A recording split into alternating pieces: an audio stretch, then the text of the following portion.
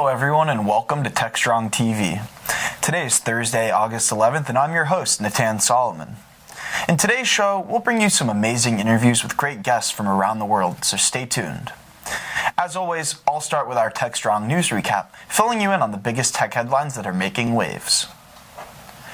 Then, Alan sits down with Amir Deba, the CEO and co-founder of Normalize AI. In this interview, Alan and Amir discuss understanding all the challenges that surround cloud data security and new approaches to tackle this new frontier. Next, Alan speaks with Tyler Jewell, the managing director of Dell Technologies Capital. Alan and Tyler will discuss new research showing that the ever-increasing complexity and agility are creating a peak DevOps moment. Alan then talks with Jim Bhagwatiam, co-founder of Nirmata. Alan gets the scoop from Jim about the changes CNCF Nirmata has seen as its Caverno software approaches turning 2. We then bring you to RSA, where Charlene sat down with Kiran Kamiti, CTO of DeepFactor. Charlene and Kiran discuss information about his company and developer security, so be sure to check that out. We're then joined by our very own Cody Brown, who will hop on to tell us about some upcoming webinars. We then go to KubeCon Cloud Native Con, where Mitch met with Omri Gazit, CEO and co-founder of Certo. In this interview, Mitch and Omri talk about cloud native authorization. Next, we have a double dose of View with Vizard. In the first, Mike interviews Chris Noble, CEO of Cirrus Nexus. Mike and Chris discuss why IT teams will need metrics for tracking carbon emissions. In the second, Mike sits down with Ruby Aronashvili, CEO of CYE, and the two spoke about why so much of cybersecurity today revolves around Israel.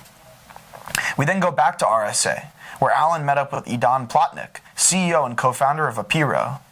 There, Alan and Idan talk about risk remediation and the shift to cloud for businesses. Finally, at KubeCon Cloud Native Con, Alan sat down with the COO of Catalogic Software, Satya Sankaran, to discuss establishing cyber-resilient Kubernetes backups. That's what we have coming up for you here on Techstrong TV. Let's get the show started. Enjoy!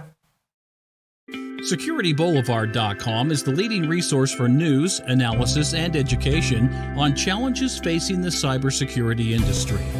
SecurityBoulevard.com covers all aspects of cybersecurity, including data security, DevSecOps, cloud security, application security, network security, security threats, and more. SecurityBoulevard.com has the largest selection of security content, featuring breaking news, blog posts, podcasts, and more. Visit www.securityboulevard.com to learn more. SecurityBoulevard.com, home of Security Bloggers Network. Hi again, everyone. Here are the headlines for August 11th. First in the news, Meta's BlenderBot 3 AI chatbot, which was released last week, is already making several false statements based on its interactions with real people. Unlike general-purpose text bots, BlenderBot 3 was made with the purpose of having a conversation with you. The bot is capable of searching the internet to chat about any topic and is designed to improve itself through feedback with previous conversations. However, it has begun spewing political conspiracy theories. Meta seems determined to stick this out, though, in hopes that if the bot works as it should, it will eventually filter out these responses.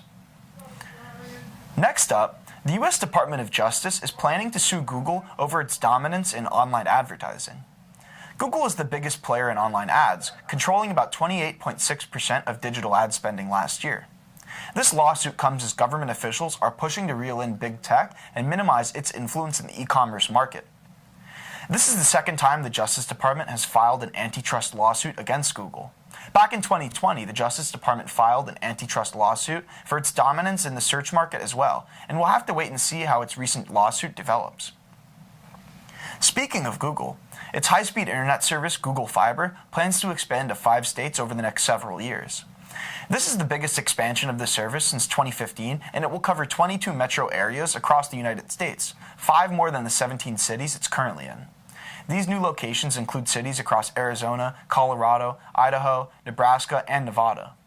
Google Fiber said locations were chosen based on findings of where internet speed lacks, and it'll be interesting to see how the expansion impacts these cities.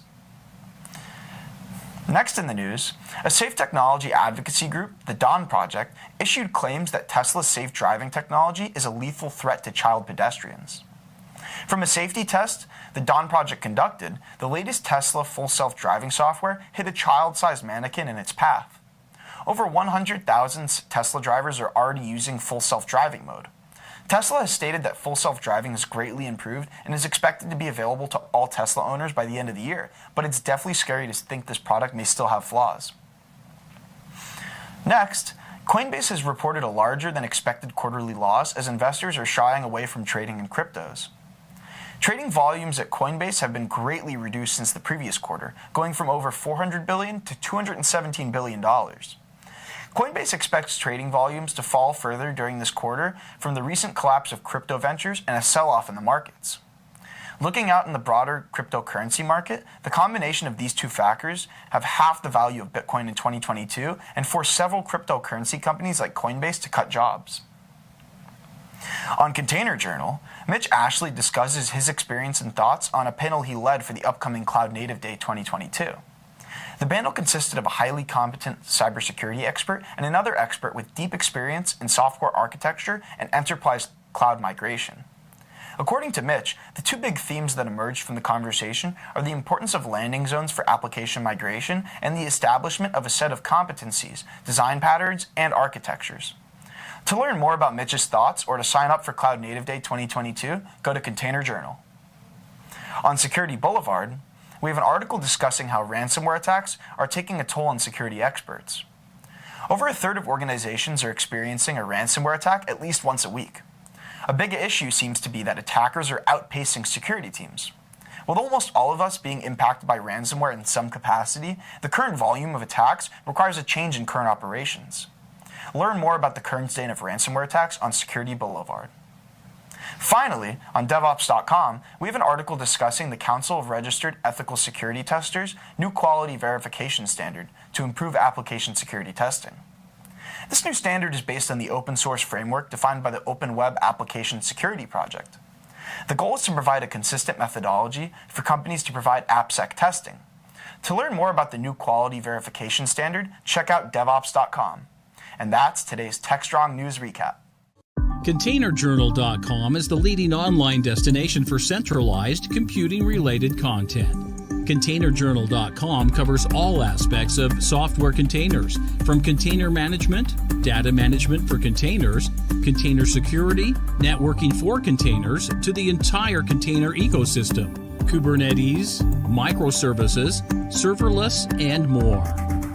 ContainerJournal.com has the largest selection of container-related news, featuring breaking news, blog posts, podcasts, and more. Visit www.containerjournal.com to learn more. This is Techstrong TV. Hi, everyone. Welcome to another Techstrong TV interview. You know, one of the nice things about being in tech as long as I have and in the security, now we call it cybersecurity space, as long as I've been in it, is I've met some amazing people along the way. And you know what they say about cybersecurity folks? Well, most of them, they never die. They just kind of get recycled, or they do new companies. They're continually doing new things because they see new issues, new problems, new ways of solving them. My next guest is one of those people. It's my friend Amir Diba. I know Amir 20 years, but this is the first time we're going to be talking to him at his new company, which recently came out of stealth, called Normalize. Amir, welcome. Good morning and welcome to you too. So I hope I didn't embarrass you, but give people a little of your background. Of course, my pleasure. First, great to reconnect, and it's always fun to talk to you, Alan. So my background, I'm a cybersecurity person. I've been in this industry for over 20 years. I spent 17 plus years at Qualys, was pretty much, I think, one of the very early employees, and worked over there with Philippe Courteau and the company over the years to build the product, to build the platform, starting vulnerability management and making it basically a cloud security platform, taking the company public in 2012 and expanding it globally. I was pretty much in charge of a lot of the go-to-market activities. And it was an amazing ride and amazing experience. And now I'm on to my new adventures, which is very related to also cloud security, but very much focused on the data side. Absolutely. Well, it is all about the data is one of the lessons that we seem to be relearning now. Because we used to know it and we somehow forgot it. But I don't want to spend a lot of time. We used to know it on-prem, but in cloud, it's a whole. Right. It's a little bit of a different animal. Exactly. Yes. But nonetheless, equally or is more important because it's still all about the data. Excellent. I don't want to spend a lot of time on cost, but Amir was being humble. He actually, him and Philippe ran Qualys for a very long time, from the product to the go-to-market marketing and sales to, and you want to talk about pioneering cloud. They were doing cloud before there was cloud, right? Keeping stuff up up there rather than on-prem. We can do too many sessions on those at some point. Absolutely. Over beer. But let's talk Normalized, which is the new company, Amir. Yeah. Tell us. Share with me, Amir. Great. So when, my co-founder, Ravi Aital, and myself, Ravi also is a fantastic cybersecurity pioneer. He was at Palo Alto Networks, one of the early engineers, and then the co-founder and chief architect at Netscope. When we got together, we were just both of us, looking at kind of what's the next problem to attack. And he started on his own first, and then I joined him a little bit afterwards. But talking to CISOs and to customers, and we did so many customer calls and interviews with security professionals, DevSecOps professionals, and the big problem that kept coming out is like data. Where is my data? Who has access to my data? What type of access they have? Where's my sensitive information?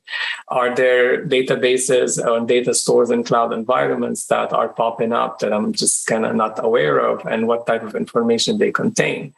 So this was sort of the recurring theme that kept coming up, which sort of really set us to move in this direction. And this is what fundamentally Normalize is all about, and this is the problem we want to solve. Helping security professionals and DevSecOps teams to really understand where data is in cloud environments, all type of data, structured, unstructured, infrastructure as a service, platform as a service, you name it. Understand, discover it, classify it, so you can know where sensitive information is. But most importantly, connect all the dots around it in terms of accesses and identities and configs and runs and anything that touches the data, from resources to assets to apps to, that really can end up providing an attack path to that data and help you model it and visualize it and understand it so you can really prevent data breaches from happening. Data is hard and complex and complicated, and especially in cloud environments. Once you move it from on-prem to the cloud, all trust factors disappear, and you really need to have that ongoing continuous visibility so you can control it. It's really data's eating the cloud, and that's going to be, in the cloud. It's more than the cloud. Data's eating the world, right? The world. You're right. Yeah.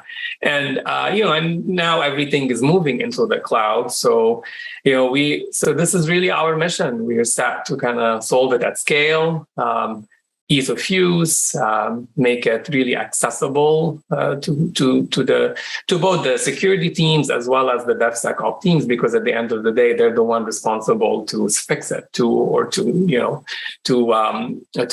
basically make it all operational. So that's kind of what Normalize is all about.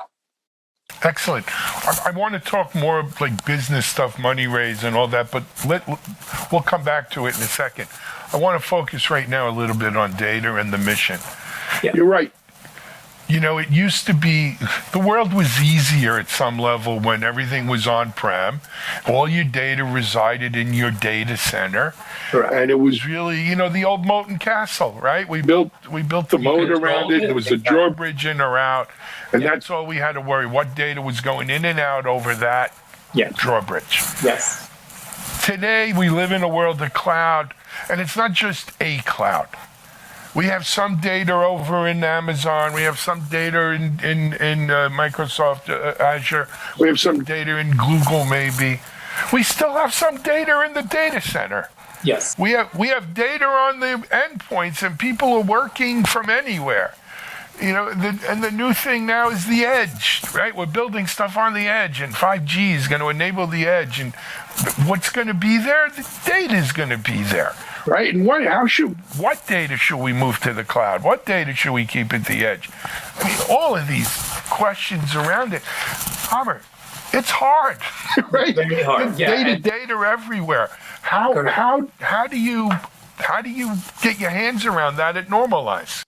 So, I mean, discovery basically is the kind of holy grail at the beginning to really understand where the data is within your cloud environment. So, we connect to the cloud environment in an agentless way and pretty much be able to query the environment to understand.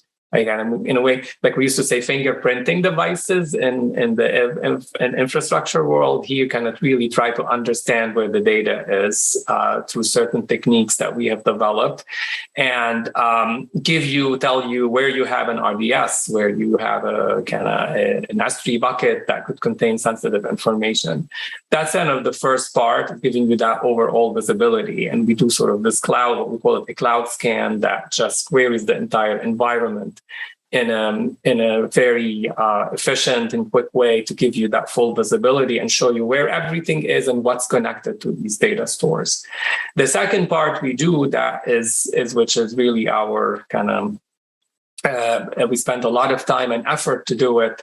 And to do it well is scanning the data at rest where it is. So if your data stored within kind of an AWS environment in Europe, that's where we scan it. So none of the data or sensitive information would leave your environment and stay where it is.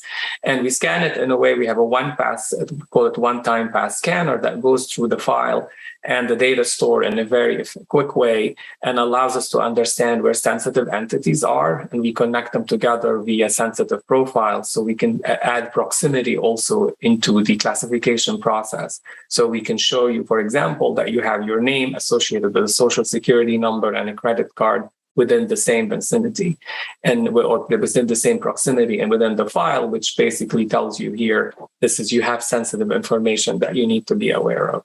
All of that information we take and we put it in a graph along with all the information from the environment, including the configurations and vulnerabilities that could be around the data, and connect it together in this intelligent graph that allows us to traverse any attack path to sensitive information. And we have built behind it kind of a prioritization engine based on AI and ML that allows us to walk that graph very quickly and intelligently and immediately pinpoint to the customer where sensitive information is and any attack path that can lead to it. And that sort of at the end becomes kind of your actionable list of intelligence that you can act upon and drive remediation either with your compliance teams or with your DevSecOps teams. And that brings, I guess, another complication, or not a complication, but, the way the world has changed. It used to be that a company like Normalize would produce this data, would produce these intelligence, actionable intelligence for a security team to act upon. But, one of the reasons I think we weren't really as successful as we could be in security in the past is it wasn't just the security team that had to act here. Correct. We need the ops team we call them SREs. We want to call them SRE, fine. The ops team, we need these DevSecOps teams. Correct. And so what we've seen successful companies do is their interface, their UX, the way they present their findings is optimized not just for the security pro, who's very interested in maybe compliance or straight up security, but to present it in a way that the DevSecOps, that the SRE folk, right, are understand what they need to do. Correct. To protect the data, to correct, to remediate potential situations. Yes, you're absolutely right. And that was also one of kind of what we learned as we started deploying the product and working with customers, that opening the platform with specific workflows so that data becomes actionable in different formats for different users, including the DevSecOps teams, the security teams, the compliance or data teams, each kind of, because data touches a lot of these kind of different groups. Compliance have their own the use of it, but especially if they're trying to meet GDPR compliance or we see where they're exposed for PII data and whatnot.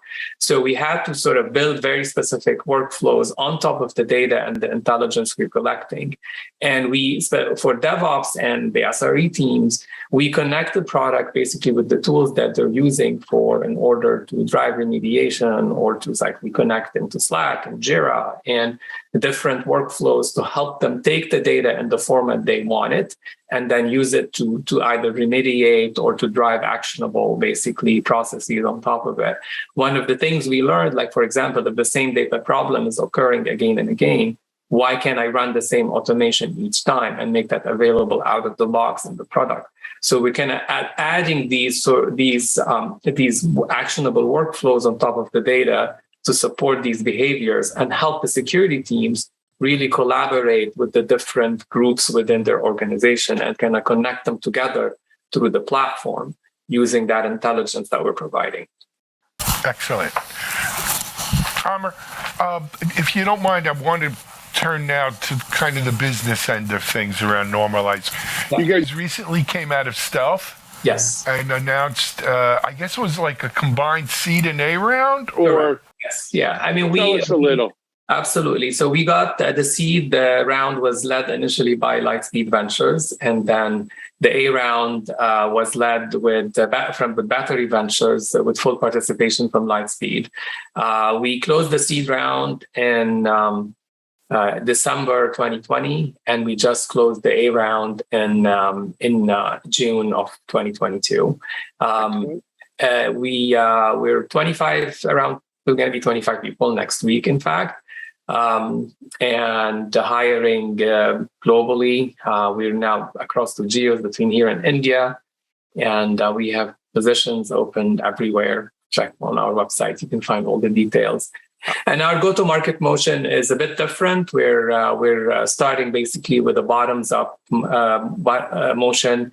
We have a freemium offering that anyone can sign up for on our website, and so we can get it really in the hands of DevOps folks and have them start using the product, love it, and deploying it with security engineers, and then just kind of once they want to do more, they can come back to us and we can discuss what the options are. But it's a bit different in that sense from everyone else in the space, and we think it's going to be actually a game changer. I agree. It's the DevSecOps way. So, but of course, this begs the question. So if they want to go do this, where do they go?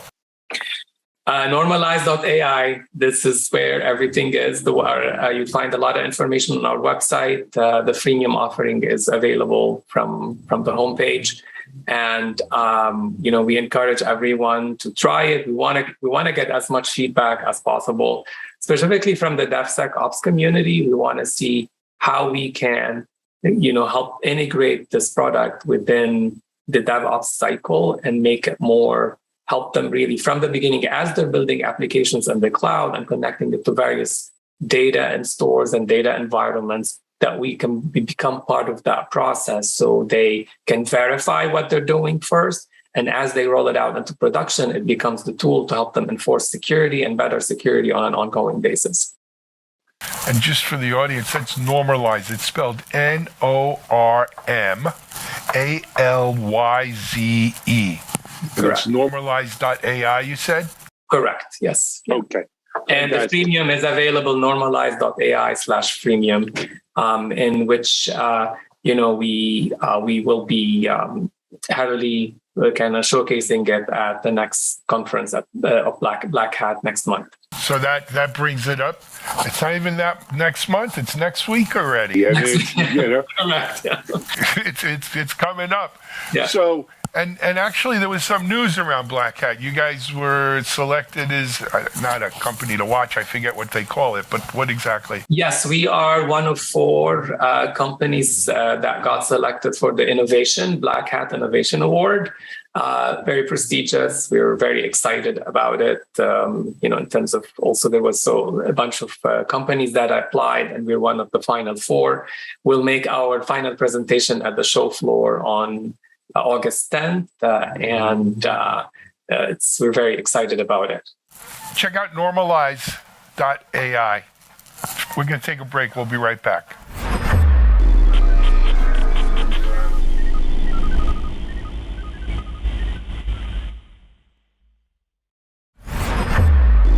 This is Techstrong TV. Hey everyone, welcome back to another Techstrong TV segment here today. Busy day. Our next guest, he's been on before. It's our friend Tyler Jewell. Tyler's with Dell Technologies Capital. Hey Tyler, welcome to Techstrong. Good morning, Alan. Glad to be back. Nice to have you, man. Hey, I said you were from Dell Technologies. I didn't go through the whole title and everything. Why don't you give them a little bit of your background? I'm one of the investment managers at Dell Tech Capital. I've been here for 3 years, and previously I spent 25 years as a product operator in and around developer tools and DevOps, and I've been an angel and VC investor since 2005. Very cool. So Tyler, I don't expect our audience to remember necessarily, but the last time you were on, geez, it had to be, I'm going to guess 6 months ago, 5 months ago, something like that. And, you were talking about, have we reached peak DevOps? In other words, have we gotten to the point where we've wrung out as much as we're going to get from DevOps in terms of productivity gains and forward momentum, and it's now maybe a case of diminishing returns, if you will, and what that means for the industry, right? How fast, and why? What were some of the reasons behind it? And you were doing some research, and at the time it was a very preliminary kind of report findings, but since then the report is now out and available, the final version, correct? Yeah, that's right. You can see the report on my Substack, Tyler Jewell's Substack. We talk about it in 3 categories: complexity, automation, and autonomous development out there. Yep. And we're going to spend a lot of time talking about autonomous development today. But before we do, I just wanted to kind of backtrack a little bit. And look, when we spoke 6 months ago, it was the VCs, and well, not only the VC, the whole economy was still in that rip-roaring, dare I use the word, irrational exuberance of people throwing around like crazy amounts of money. Companies raising $400, $500, $600 million rounds, $1 billion rounds, and it's like, wow, where is this coming from? Since then, we've had some corrections, and there's a lot of folks in the valley who are panicking, right? A lot of companies. I met with a young CEO, first-time entrepreneur CEO, a couple weeks ago. He said, I just laid off my sales and marketing team. And I'm like, I don't know if that's really a great thing to do. He said, well, we need to cut the burn. Okay. I mean, the nice thing about where I sit, Tyler, is I don't, it's not my business to run. It's their business. But I don't know if I'd fire my entire sales or marketing team. Anyway, so with the change in economic conditions and the outlook out there, what are you seeing, Tyler? Right? How is this affecting kind of your view of, have we achieved peak DevOps, et cetera? Yeah, so the basic premise of what we concluded is that because of wage growth due to inflation, and consumer demand increasing at a skyrocketing rate for digital services, that it's getting to be more and more difficult for the developer industry as we know it to meet the needs of consumer demand for all the digital services that need to be produced. And so at the intersection of that, you look at, well, geez, that's great. That's great for DevOps vendors because DevOps vendors are fundamentally providing productivity enhancements and automation to make these developers more productive. The issue has been is that over the past 20 years, which we call the Agile wave, productivity hasn't necessarily improved. Even though we've provided a lot more solutions and tools, the complexity surface area has actually increased because there's a lot more, let's call it process discipline that the average developer needs to learn about in order to produce software. And this is, version control, continuous integration, artifact and image repositories, cybersecurity, the complexity of, diversity of technologies and protocols across the front end and the back end, and so on and so on. And so, with that, as a result of that increased complexity from just the tool chain that exists, developers haven't become more productive. And we actually see some evidence of high attrition rates, and that the developer industry is not growing at really at fast paces. There's burnout, there's high attrition. The average professional developer career is roughly 17 years. There's some data that supports this, which is a pretty short career life cycle associated with that. And we just speculate, hey, what's going to happen? Now, when we look at the industry at large, we track all the different types of DevOps companies that are out there. And we used to have only 15 categories, and now we've got close to 35 different categories. So that's a lot of different types of tools that developers need to learn. And more importantly, the database we track is 1,400 companies in size now. And 2 years ago, it was only 700 companies in size. So it's doubled in the total number of companies. And most of these companies, we only track commercial companies. So they've all either won some early customers or more likely have gotten VC bootstrap funding. And wildly, when you look at the amount of VC that's gone into those 1,400 companies, it's in the tens and tens of billions of dollars. And the amount of VC that's gone into that let me say it differently. The amount of exits and liquidity from all those companies, either through IPOs or nice acquisitions, is a small fraction of the VC money that's gone in there. And, what's wild is you talked about the market contracting. If you look at all the software companies that like to buy other software companies in the DevOps space, and you look at the market's capacity to have new IPOs, or the capacity for companies to get to a point where they can be profitable, there's only about 150 or so companies a year that cross that threshold, right? And so if you look at restricted venture capital, that's going to become less venture capital available, and this few number of companies that can get breakaway speed. Unfortunately, there's probably 500 to 600 companies in that database that won't either be able to attract VC money, won't get to an IPO scale, or won't be attractive enough to get acquired. And so what happens to those companies? If they can't get to profitability and they can't raise money, they probably go away. And so, we're speculating that, like 1/3 of the entire database could be at risk for bankruptcy over the next 3 to 5 years. My experience has been they don't necessarily, some of them do go away. Some of them go away and their IP got sold, right? I had a security company that we were very close to selling to one of the biggest security companies of the time. And instead, they bought the IP of this company that went belly up because it was cheap, obviously, right? Yeah. And wasn't great IP in my mind, but whatever. And we lost a potential exit because of it. But Tyler, this isn't, in my mind, I don't think this is new. I think this is kind of the cycles that we've seen in Oh, technology for the last 20-something years. Absolutely, yeah. I mean, we saw this in 2001. We saw it in 2008. The cycle is normal and it's healthy. What's wild is if you, as a VC, we take a look at how much money did limited partners fund to VCs like in the previous year. And, in 2021 was to the degree of something like $320 billion went into new VC funds.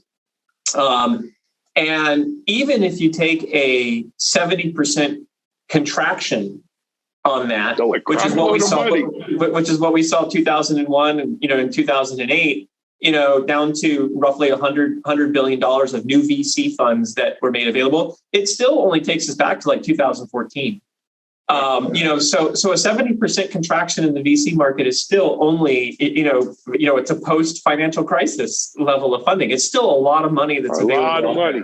Yeah. And look, the fact is, I mean, from what I've been told and read, is there's still a lot of VC, some of these bigger VC, funds that organizations that we see out there, the Tigers, the Insights, they're still sitting on a lot of money that has not been deployed. Well, theoretically, here's a wild statistic. So this year, even with the market contraction, in the first 6 months of this year, VC funds raised almost $320 billion, which is equal to what they raised last year. So this year. Yeah. So this year they're going to end up raising more. But having said that, just because they raise the money doesn't mean that the dry powder is allowed to be deployed. So most VCs get their money from limited partners, right? Right. And, so whether that's institutional or family offices or wherever that may come from, that money flows in. And those institutionals are kind of constantly recirculating their money into the VC space. So even though, a major institutional goes to a VC and says, yeah, I'm going to commit, $100 million to this fund that you're raising, the VC still has to do a capital call when they want to make an investment. And, and it's pretty easy for the limited partner to sit there and go, well, I'm watching, yes, I committed $100 million to you, but, I don't think it'd be a good idea for you to do the capital call, meaning I have to actually give you the cash because you don't give the cash up front. And you sit there and like, hey, I just kind of want to wait 3 to 6 months to see how everything else pans itself out here. And now look, the VC can make the capital call and the LP is forced to give the money. But when that VC needs to raise his next fund and he's looking for that person to commit another $100 million, well, maybe he goes shopping somewhere else. So even though that the dry powder is out there, doesn't mean that the capital calls are going to be allowed to go through. So it's a weird dynamic that plays itself out. Yep. Something we'll be watching. Tyler, I want to pivot a little on you. How's that for a word with the VC? Huh? I want to pivot a little on you and talk, one of the things in the report is this third wave, if you will, I think you call it, of autonomous software development. Educate us, if you don't mind. Yeah, the basic premise is that software is an industrialization cycle, right? And it's the creation of software is a type of supply chain that's out there, and the DevOps industry organizes itself around a development paradigm. And in the 80s and 90s and early 2000s, that was really a waterfall. It was a mindset of you design software in 3 to 6 month increments, and there was a lot of reasons why waterfall was the predominant paradigm. And what ends up happening is the industry and the tool chain kind of get developed up and around and supporting that paradigm. And for the past 20 years, it's really been around the Agile paradigm, this basic premise of, the faster you ship something, the quicker you get feedback, the faster you can react to that, and you create kind of a virtuous feedback loop. We've created hundreds of billions of dollars of market value in the tool sets, these 1,400 companies that have been built up in and around this Agile paradigm. The issue with that paradigm is that, the basic principle around peak DevOps is, hey, Agile is not sustainable, and that it promotes faster changes, faster feedback, faster changes, faster feedback. And you get on a vicious flywheel, and humans are unable to sustain themselves in producing faster and then taking broader sets of inputs. So what happens? Like if you play this out to infinity, you end up with people either burning out or they're not able to participate in that sort of supply chain. And so that would portend the potential end of the agile wave. Now, and we basically said, hey, we think it's about 20 to 30 years that the agile wave will play it out. We'll see a lot of consolidation, people who try to do these mega agile platforms. But at some point in time, you realize that humans are not going to be capable of moving faster. So we need to hand that over to robots to do that work. And there's a large portion of the software process, which are tasks that can be completely automated and managed by robots. On top of that, robots are able to reason about changes in very complex systems at fast speeds, much better than humans can do so, and the impact of those changes. And they're also able to operate on mass quantities of data to be able to interact on the feedback. Hey, Tyler, I want to stop you for a second. Yeah. Let's make clear to our audience, when you say robots, we're not talking about Robbie or from Lost in Space or an industrial robot building cars or something. Yeah. These are software robots, right? These are software robots. Software automation. Machine learning driven robots, right? Mm-hmm. That are, think of it as a software pair programmer, that's sitting alongside the developer that's there. Yep. Okay.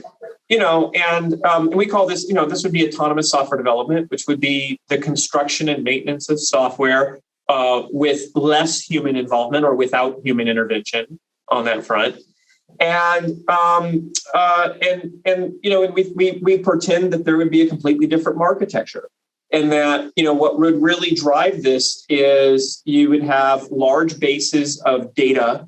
And developers would actually transition away from being construction specialists and into people who describe the intent of a software system. My job is to describe the intent of how the system should work. And then the robots work off that intent and massive amounts of data that's coming in to construct, deploy, and monitor that software, and then make changes as either the feedback comes in or the intent changes. Got it. Absolutely. It's funny. It's not just software development, security too. I actually had a conversation.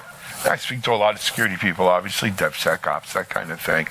And to them, the ultimate win here to make DevSecOps better is to take the humans out of it, really just to automate the heck out of it so that it can move at this as fast as we can develop and deploy. That's how fast, the security works with it. And in order to do that, we need to take the human element out of the process. Yeah, I mean, humans are prone to errors. Humans are, even innocent mistakes. Repetitive tasks produce, simple mistakes. I mean, if it's a repetitive task, a human's just never going to do that as well as a robot does. A robot's just going to do the same thing over and over. There's another, I think, factor here, and that is, one of the things that I see in DevOps, Tyler, is that we've actually put more on the developer's plate, it seems, right? Oh yeah, the developer's responsible for deployment. The developer's responsible to make sure testing's done. The developer's responsible for security. So we're taking a hard job, making it harder. This comes back to the complexity argument, as a developer really more productive. And, it takes many years to establish proficiency in certain areas of the development process, right? Whether it's unit testing or integration testing or maybe security analysis, even deployment or infrastructure's configuration. So you pile all those on to full stack developers who need to be generalists on all those different things. It's very difficult to acquire that proficiency and even more difficult to maintain it because it's not, the technology is constantly changing on you and your tool chain is so huge that you have to be trained on the tools itself, right? So, the level of retraining and retooling is massive versus today versus where it was 20 years ago. Agreed. Tyler, we're over time as usual here, but can you just give us the Substack address again? Yeah, go to Tyler Jewell Substack or look for the developer-led landscape, and that will get you right there. Yep, and it's Tyler, Tyler, obviously, and Jewell is Jewell. That's right. Tyler, man, hey, thanks for stopping by and bringing us up to speed here. Keep us abreast of what else you're thinking. You know, you always have an open invitation. Thank you, Alan. It's good to be here. All right. Tyler Jewell, Dell Technology Capital. We're going to take a break here on Techstrong. We'll be right back.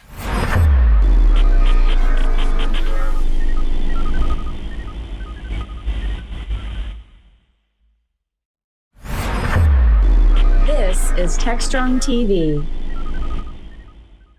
Hey, everyone. We're back on Techstrong TV here. I've got another great interview. I want to introduce you to the CEO of a company named Nirmata. His name is Jim Bhagwatia. Hey, Jim, welcome to Techstrong TV. Thank you, Alan. Pleasure to be here. Yes. So, Jim, you know what? We're going to get into Nirmata and a bunch of stuff in a second, but let's start with you. Why don't you give maybe a quick background on your own story to our audience? Absolutely. Yeah, so I'm a software engineer, and my career has been in the telecom network management type of space. So that's where after graduation, worked at companies like Bell Labs, Motorola, working on, managing complex systems in telephony, wired wireless networks. But of course, as the internet came about and as we moved into distributed systems, Kubernetes, what we, myself and my co-founders at Nirmata, what we focus on is managing the complexity across Kubernetes deployments, right? So we see that as the new infrastructure and the way systems will be built from now on. Well, certainly Kubernetes and the whole cloud native stack, if you will, has become the new compute stack, right? Especially in greenfield situations with new applications, but even brownfield. People are migrating to a Kubernetes. I actually did a session that we recorded for our upcoming, I don't know if by the time people see this, but August 10th, we have Cloud Native Con, a Cloud Native event, virtual, that we're putting on at Techstrong. And our keynote was a fireside chat I did with Tim Hawken, one of the original Kubernetes team members over at Google. And one of the things we really spoke about is kind of fleet management and more complex, more distributed Kubernetes deployments, right?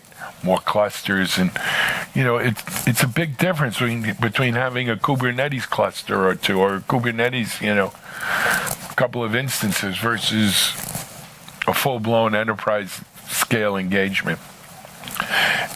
But that's also a sign of that market maturing and cloud native really becoming the new compute stack. Jim, you mentioned the company's name was Nirmata. Why don't you give us a little background about Nirmata? Right. So by the way, Nirmata means architect in the Indo-Aryan language, right? So we thought it was fitting for what we do in terms of distributed, kind of system and a control plane for distributed systems. So Nirmata is in the Kubernetes governance and acts as a management and control plane. And what we envisioned is, as Kubernetes matured, that there would be Kubernetes stacks across data centers, cloud, and edge. And just like you mentioned, the problem has really shifted from how do I bring up that first cluster to how do I manage hundreds, or in some cases, even thousands of clusters across different geographies, right? So if you kind of think of this as a vast network and you have applications that you want to manage across these set of infrastructures, the governance and the management of that becomes very complex. So that's what we set out to solve, and that's what we're solving at Nirmata. I love it. Jim, well, we can talk more about Nirmata in a little bit, but one of the central kind of themes around Nirmata is you guys have not sponsored, I don't know what the word is, but you've gotten behind, or were you the original developers of an open source project? Correct. right? Kyverno, yes. And that project, Kubernetes, was become part of the CNCF. What was it, about 2 years ago now? 3 years ago? That's right. It was November 2020 when we donated it, yes. Yep, so coming up on 2 years. And it recently, and look, our audience is pretty cloud native savvy. They get the whole sandbox, graduating kind of thing all the way through. So Kubernetes actually recently had a graduation over at CNCF, correct? That's correct. We graduated from sandbox to incubating. Which is what's in a name? But it's a big step. It's a big step at CNCF, right? And I don't want to put you on the spot, but can you, what's the difference? Yeah. Between being in sandbox versus... Great question, right? So CNCF, of course, is the governing body behind Kubernetes, Prometheus, Linkerd, Crossplane, Argo CD, several other projects like that. More than several, like 40, right. 42 or something. Yeah. Yes. So, and then, the process of becoming a CNCF project is, of course, the TOC, the Technical Oversight Committee, has to accept projects into Sandbox. So they have to align with the mission of CNCF. But Sandbox is a fairly, I wouldn't say easy, but fairly, achievable phase. But once you're in Sandbox, then the project is kind of measured on a number of different attributes and criteria. And there's some criteria, or fairly stringent criteria, from getting from Sandbox to incubating. And once you achieve incubating, the next path is graduated, which a few projects like, of course, Kubernetes and Prometheus have achieved. But today, out of the hundreds of, companies and projects and different folks in the CNCF, maybe there's a handful of 20 to 30 projects which are in that incubating phase. So what that means is CNCF now backs that project. They have done some due diligence on it in terms of production users behind who have vouched for the project, and they see a clear need for that project to exist within the CNCF landscape. Yep, excellent. That was a great description of it, and thank you. Let's talk about the project itself, though. What does Kubernetes do?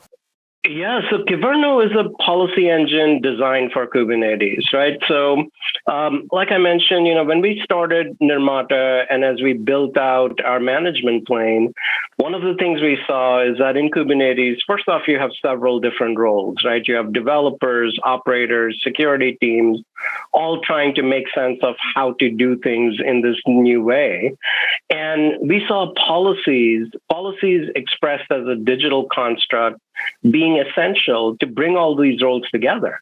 So we often talk about DevOps and DevSecOps, but why not codify that and express that in a policy which a security team can also manage and kind of have their view on? But then developers and others are provided that guardrails automatically. So the other, kind of innovation we brought in with Kyverno is we said, well, policies are not just for enforcement and validating configurations, but they can also be used for automation. So right from the beginning, Kyverno was very good at being able to automate configurations based on certain triggers. So now Kubernetes becomes programmable by security teams, by operations teams to say, if I create a new construct like a namespace, maybe certain things have to happen, and that becomes repeatable and automated. So really, to scale Kubernetes, we saw the need for policies as being part of the building block, part of the stack, much like you need networking and compute and other elements. And Kyverno became, solve this need, becoming something native in Kubernetes for policy management. Got it. Sounds fantastic. Now, of course, Nirmata, right? Where do you take it next, right? Beyond the open source. So Kyverno sits inside each Kubernetes cluster as part of the control plane. So it acts as an admission controller and also does periodic background scans. So it's really running in each cluster. Now, again, if you have this fleet of clusters, what you want is some global policies, and then you want to build things like compliance standards, et cetera, on those policy building blocks. So that's where Nirmata fits in. Our focus is Kubernetes governance and policy management for multi-cluster, multi-cloud, which includes, of course, edge and near-edge type of deployments. And that's what Nirmata provides as a SaaS and cloud-based solution. So you're providing Kyverno as a SaaS-based solution, number one. Right. And then number two, you add some premium functionality for large clusters and deployments, Kubernetes deployments, correct? Exactly. Yeah. So for solving problems like, okay, if policies are managing my security and my automation, how do I make sure my policies are working? How do I get the auditing and reporting for that, right? How do I achieve my compliance needs? Those are the types of problems we solve through Nirmata. Got it. And then, Jim, I don't want to get too far in the weeds, but just how is that packaged and sold? And I mean, it's a SaaS, so I assume people can come to the website and sign up for it. Exactly. Yeah. So Nirmata, Nirmata.io, there's a free trial to get started with. If you have Kyverno, it automatically detects, Kyverno running inside your clusters and immediately starts showing you, reporting on it, like things like pod security to even, CIS benchmarks to things like compliance with NSA, hardening guidelines for Kubernetes, etc. So you immediately get a sense of your posture, how good you're doing with your clusters, and where you could potentially improve. And of course, for larger deployments, we have other form factors, but the primary enablement model is just through SaaS. It's extremely easy to get started. And we also offer enterprise, of course, support not just for the Kyverno engine, but all of the other portions required, including a curated set of policies, which most enterprises will need to get started with. Excellent. Websites for all of these things. Kyverno.io is the main source of information for Kyverno, so we highly encourage everybody, using Kubernetes to go check that out and join the community. The CNCF is a very warm and welcoming community, so come say hello, and would love to see folks in one of our next upcoming meetings. For Nirmata, it's nirmata.com, right? So you can find information, including our trial access over there. So I just want to make sure we get these right, because people are listening, they don't know it. Nirmata is NIRMATA.com. Yes. And Kyverno is KYVERNO. Yes. Isn't it? KYVERNO. That's right. It's not .io. So Kyverno.io for the open source Kyverno, Nirmata.com for the SaaS and premium functionality on top of Kyverno. That's right. Excellent. Jim, it's been it's been a few months since KubeCon over in Valencia. We're looking forward to Detroit. I think in October is Detroit, Rock City. Any new news from Nirmata or other than the graduation that you want to maybe preview? So lots of exciting announcements coming up, both for the Kyverno project as well as Nirmata. For Kyverno, our roadmap, of course, is public, so I can, discuss that. So we are looking at features like YAML signing, which will add another layer of security, as well as, bringing in the concept of identities and approvals to certain key workflows. We also have some integrations which are further improving on the software supply chain security side. So some really good set of features. Kyverno, the community is driven by a lot of end users, so always looking to kind of improve, enhance, and extend there. For Nirmata, stay tuned. We will be announcing more features, of course, around KubeCon, around the Kubernetes policy and governance space. Excellent. Well, look, we're planning on being in Detroit, live for KubeCon. I hope to see you there. Maybe we could sit down and meet in person and continue the discussion. Would love to. Thank you, Alan. All righty. Jim Bagwadia, CEO, co-founder at Normata, the people behind Kubernetes, or, well, it's a CNCF project, now a incubated CNCF project. But go check them out, Kubernetes.io, Normata.com. Jim, thanks for being here. We're going to take a break on Techstrong. We're going to be right back. Thank you.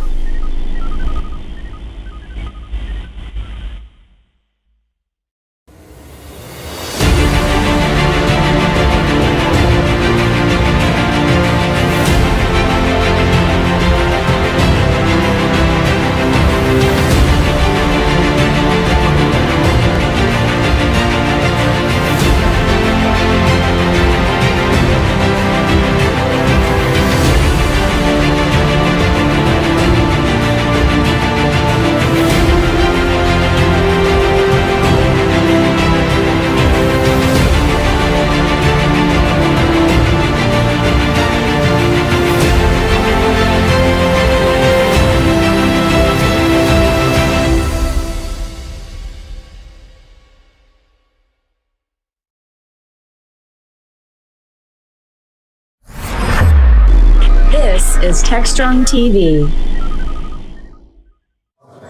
All right, we are back, Techstrong TV live at our SA conference here in San Francisco. I'm Charlene O'Hanlon, having such a great time, having great conversations with all manner of folks today. And my next interview here is with Kieran Camedy, who is the CEO of Deep Factor. It's Kieran, right? Kieran. Kieran, if yeah. you control the R, you get bonus points. Okay, Yeah. Kieran. No, I Yes, can't do there that. Well, welcome. Thank you so much for joining me today. Thank you for having me. How's the show for you so far? It's been great. I mean, we just got started today. Yeah. Meeting with a bunch of people, customers, prospects, whatnot. Excellent. Excellent. So Deep Factor plays into what space in security? We are a developer security company. Okay. So we empower engineering teams to create secure and compliant software by default. Okay. So you don't get hacked later on. That's always a very important thing. Yeah.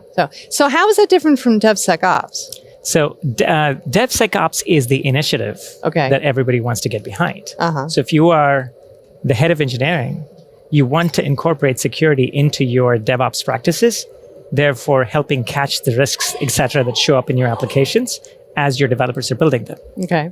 Developer security is the best way to achieve DevSecOps. Got it. So there's a couple different ways. You can, for example, oral hygiene example with my daughter. Mm-hmm. Like, I can go check if my daughter has brushed her teeth every night, or I can teach her how to brush properly so that she can do it herself, and I can rest assured that she's doing it right. Mm-hmm.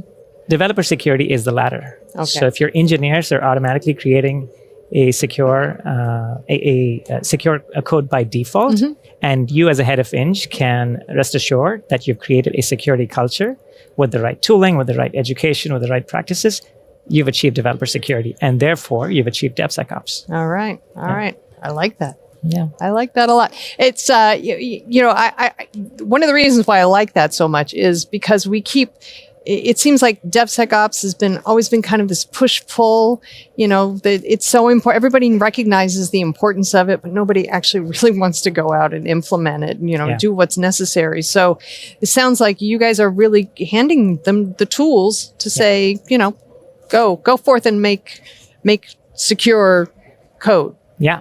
Yeah.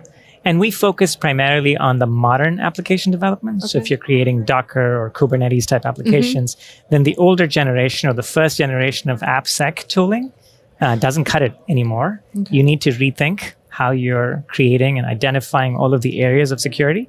At the same time, not bogging your developers down with a ton of meaningless alerts and noise. Yeah. And educate the developers at the same time with contextual, like just-in-time learning around what it is that they did that could affect them from a security perspective. So you combine all of them together and you create a cutting-edge developer security platform for the modern cloud-native world. Okay.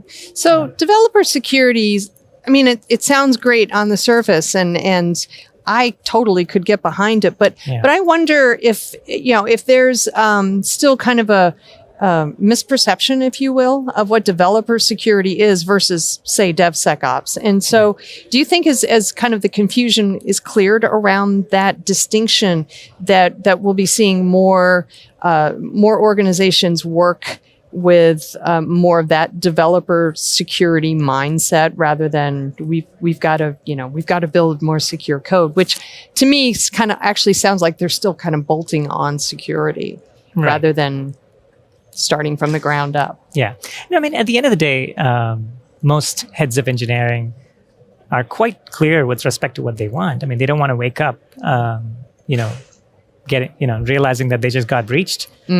So the intent of identifying security risks during the course of development and testing is there, and everybody acknowledges it. It's picking the right way to go about accomplishing it. And I think so far, we've gone about it with the perspective of, let's take the tools that I have that my AppSec team is using and make sure that I put them as, gates for my developers during their development. Okay. And that leaves a few things wanting from doing it the right way. Like, I don't want to go, if I'm the head of Finch, I don't want to wake up every day thinking, am I going to get breached today? And, that's a bad way to kind of wake up. But if I wake up thinking, I've trained my developers enough to, and I've given them the right tools, I've given them the right culture, so that they will automatically create secure software, then I can wake up with a bit more peace of mind, still achieve the same vision. Right? Yeah. Well, that makes sense. So where do you see the space going? I mean, what kind of trends are you seeing in the space right now? It is, we're sitting, I believe, at the intersection of a few very, very interesting trends. Number one is the number of developers that we have is skyrocketing. Yeah. Right. Today, the number is like 26 million developers by 2021. That number is supposed to get to 45 million by 2030. So just to put that in perspective, as an industry, we're adding almost as many developers in this decade as we have added in the last 4 decades put together. Wow. Right. So that's an explosion of people writing code. Now, the second interesting trend that is happening is these people are creating a lot more cloud-native code, Docker, Kubernetes, serverless, than ever before. And Gartner predicts that 95% of new application development by 2025 is going to be cloud-native. So lots of developers writing lots of cloud-native code, and thanks to DevOps pushing releases at a very rapid pace. Those are the 3 trends that we see. And what that means is your security risks are also being pushed to production at a very rapid pace. Therefore, developer security as a means to achieve DevSecOps or satisfy your shift left kind of initiatives is the right way, is the right time to implement it as well. And are you seeing organizations ken to the idea that that this is really the way that they need to move forward? Yeah. Like, I feel like they understand, but sometimes either through lack of education or just thinking it's just going to be too hard, they decide that, well, we'll make it somebody else's problem, or we'll do it next week after we push this release out or something like that. It's just like, it always seems to be like, pretty low on the priority list until there's a major data breach or something happens. Yeah, that typically happens because most engineering teams are usually busy building features. Right. So, they want to focus on delivering their releases and whatnot. However, anytime there's an important forcing function, the pandemic was a great forcing function because suddenly everybody started depending more and more on their software than before. So you had to make sure that your software was robust and secure. And we're seeing an acceleration in adoption of your security within your dev teams. There's still plenty of room for growth, plenty of room for embracing new tooling and just embracing the process of shipping secure code. And we still, even today, see some silos between engineering teams and application security teams, but we are seeing the change as well. I mean, those functions are merging in a way to matrix the organization to kind of achieve these initiatives. I feel like the pace of innovation isn't slowing at all, especially, as we're kind of waning down, the pandemic, and we've adopted this digital transformation speed that I don't see slowing down anytime soon. So, it makes sense to have security really be, an essential part of the entire developer mindset. Yeah. So, where do we go from here? I think it really depends on the adoption of tools like this. But beyond tooling, I think it's really the adoption and coming to realization from engineering leaders and AppSec leaders that this is a problem that needs to be solved. And the best way to solve this problem is not to be reactive about it, but to be very proactive about it. Okay. So instead of just talking about shift left and taking, tooling that was designed for the right or tooling that was designed for the AppSec teams and putting them in your CI/CD pipelines, take a start left. Give your developers the culture of being able to identify their risks. And one interesting thing that we see is organizations that are successful at this actually don't just give their developers the right tools, but they give the QA teams, which is often a neglected persona when it comes to security, the right tools. Because QA teams have been relegated to find functional risks and issues in your product. I click this button, it doesn't work, or performance issues and things like that.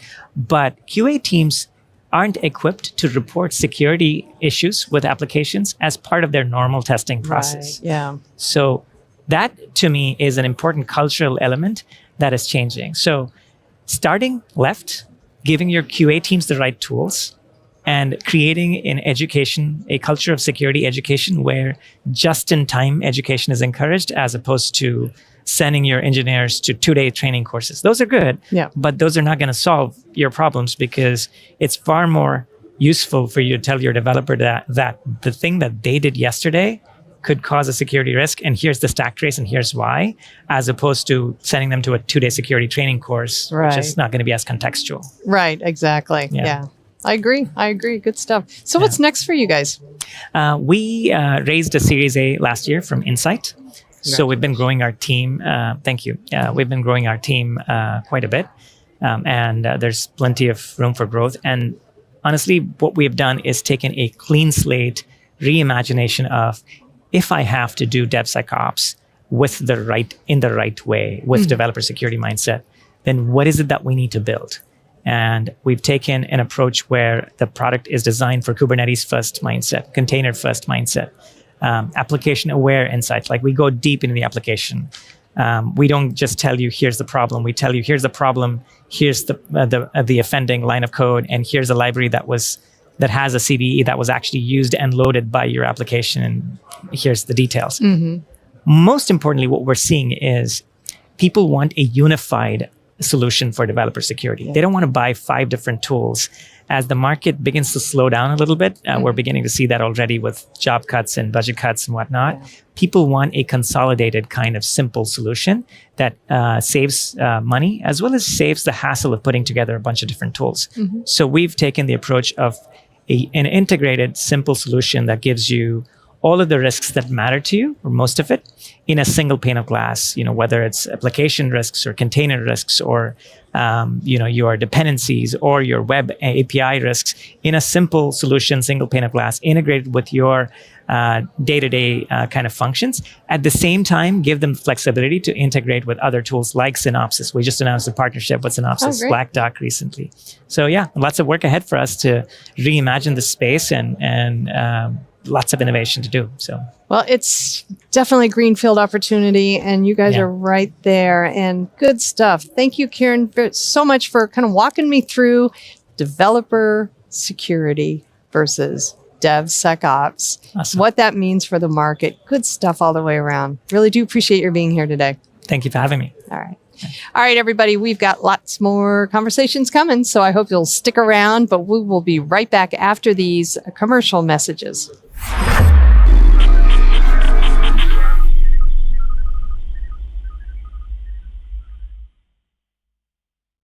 Hey everybody, happy Thursday. Cody J. Brown here with some more upcoming programs from Techstrong Learning.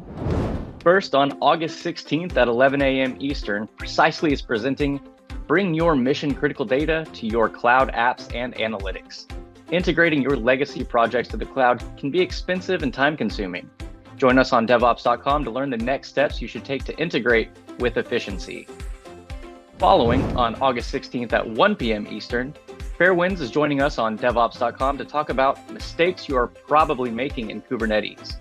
I'll be joined by 2 former SREs who will cover some issues that may be costing you both security and some cash.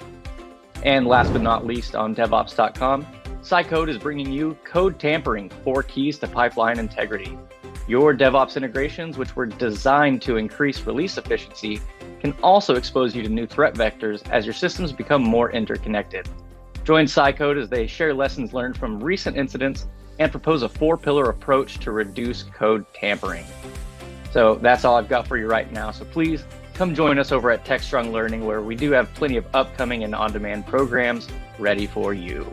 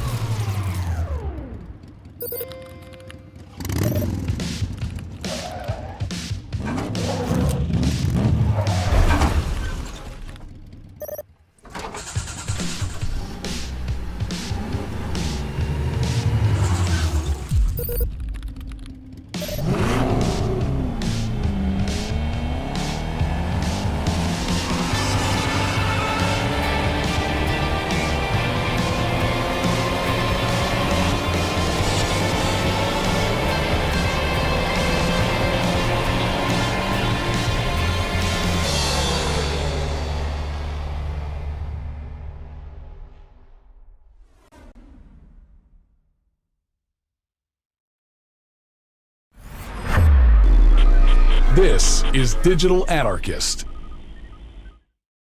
Hi and welcome. We're back live here at KubeCon and Cloud Native Con in Valencia, Spain. I have the pleasure of being joined by Amri Gazib. He was with Certo. What is your role there? I'm the co-founder and CEO. Co-founder and CEO. Who knows? What a great job to have. No, I'm just kidding. It's the end of the day, so I'm a little giddy here. Indeed, no, I get to do all the things that aren't getting done and no one wants to do. So. That's right, yeah, exactly. Well, if you've been a CEO, that is very true. It eventually comes to you if it's not getting done and you get to decide you're going to do it or not. So it's it can be the loneliest job in the company. But of course, it's an everyone wanted to do this and I got a chance to do it. Well, so. see, then you get to make those decisions. That's right. Well, tell us about Certo and I know you have some announcements you want to talk about. Yeah, Certo is an authorization startup. We do enterprise-grade cloud-native authorization. And what that means is, if you have a SaaS application and you want to go build roles and permission and what's called RBAC or application or attribute-based access control, ABAC, or fine-grained authorization, you basically turn to developer APIs, and we have one called Certo. And we're basically one of, I would say, a crop of new companies that is really focused on the authorization part of identity and access. So in the first 15 years of identity and access moving to the cloud, all the focus has been on the authentication part. So like prove to us who you are, and we focus on the authorization part. And we know this because both my co-founder and I, Gert Drapers and I, we helped start the Azure Active Directory project while we were at Microsoft, and we've been in the cloud ever since, so working on OpenStack with Keystone, and then Cloud Foundry, and Docker, and Kubernetes. So we've been tracking all of this evolution of the cloud identity and access world. So participating in building things like OAuth 2, and OpenID Connect, and SAML. And now it's time to actually spend, kind of effort on authorization, which hasn't moved forward at all in the last 15 years. So you're the person that started that Active Directory. Now, I mean, if you talk about something that's transformative, it obviously has. I'm curious about, too, we often talk about identity when we're talking about people and authorization as well, but we're talking Kubernetes, we're talking about applications. I imagine you're also hitting the machine-to-machine absolutely space as well, which is another part of that's growing, but not had the focus that the individual person identity and access control has had. Yeah, so the way we think about identity is it's kind of upstream from us. So whether you have a human identity or a workload identity, gets assigned by an identity provider, and we import all those identities into our directory. And then when it comes time to authorize, you basically, the application hands us the context of the identity, usually an access token that contains, a cryptographically signed, subject, which is, either the machine or the human that's trying to perform an operation. And it hands us the operation that is, being performed and the resource that it's being performed on. And we'll take those three, pieces of information and compute a decision, whether you're allowed or denied to make the request. Well, and we're working in a world where that can change pretty rapidly, right? Absolutely. It's not just a set and forget and we leave it alone for a couple of weeks and things are fine. I mean, it can be minutes and seconds or less that's changing. And today a lot of the issue is that all of this logic is baked into the application, right? It's just all spaghetti code all over the place. And there are no standards, there's no consistency, there's no reuse. Every application basically decides to do it in a different way. Every language and every framework has a different way of doing authorization, and so it's just spaghetti code everywhere. It's a cacophony, and now it's time to actually go create those standards, just like we did with the identity world, and separate out the security policy, the authorization policy out of the code, store and version it in its own Git repository, treat it just like code, and then be able to build it into policy images, just like you do with applications. You build them into Docker images. We have the same exact scenario where you build policy into policy images. You can tag them, you can version them, you can sign them, you can push them, you can pull them, and then ultimately the security operations team is responsible for workflow for those. And so when we work with customers, everybody's happy. The developers are happy because it's as easy as an API call to incorporate a Certo into their applications. And security operations is happy because they get control over the security policy. Auditors are happy because every every decision is all tracked and audited and logged and imported into their log draining systems, into their SIEM systems. So all the constituencies, find their seat at the table, so to speak. Cool. Now, do you rely on the developer to make the API calls to your services? Is it something you can build into your DevOps tool chain, in your workflow pipeline, so some of those things happen automatically and not have to rely on people? Yeah, I would say we think that authorization has to happen correctly, and that means that we have to be a developer tool. So developers call our APIs. We have SDKs for every language, we have gRPC and REST bindings, so the developer has to basically call us and say, is the user authorized to perform this operation on this resource? But we have middleware for all the different languages, so it's literally as easy as putting in middleware into the application request pipeline. But yes, the developer has to pass us all this context.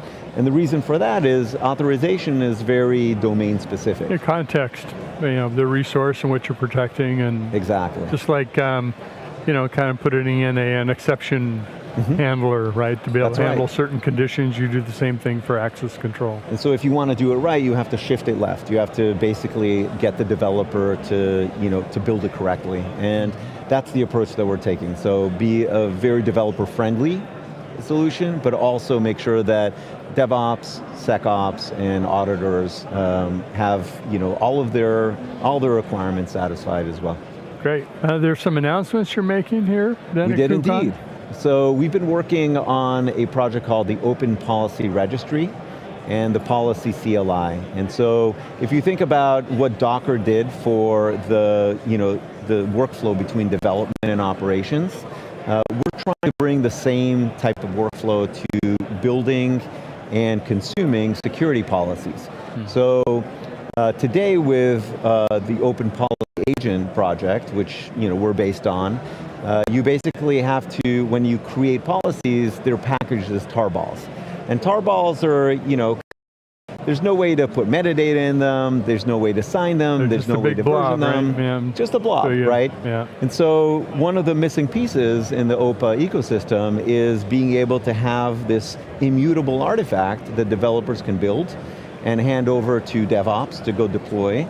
And security operations can go create a policy as code workflow around them and manage them separately and sign them and verify signatures.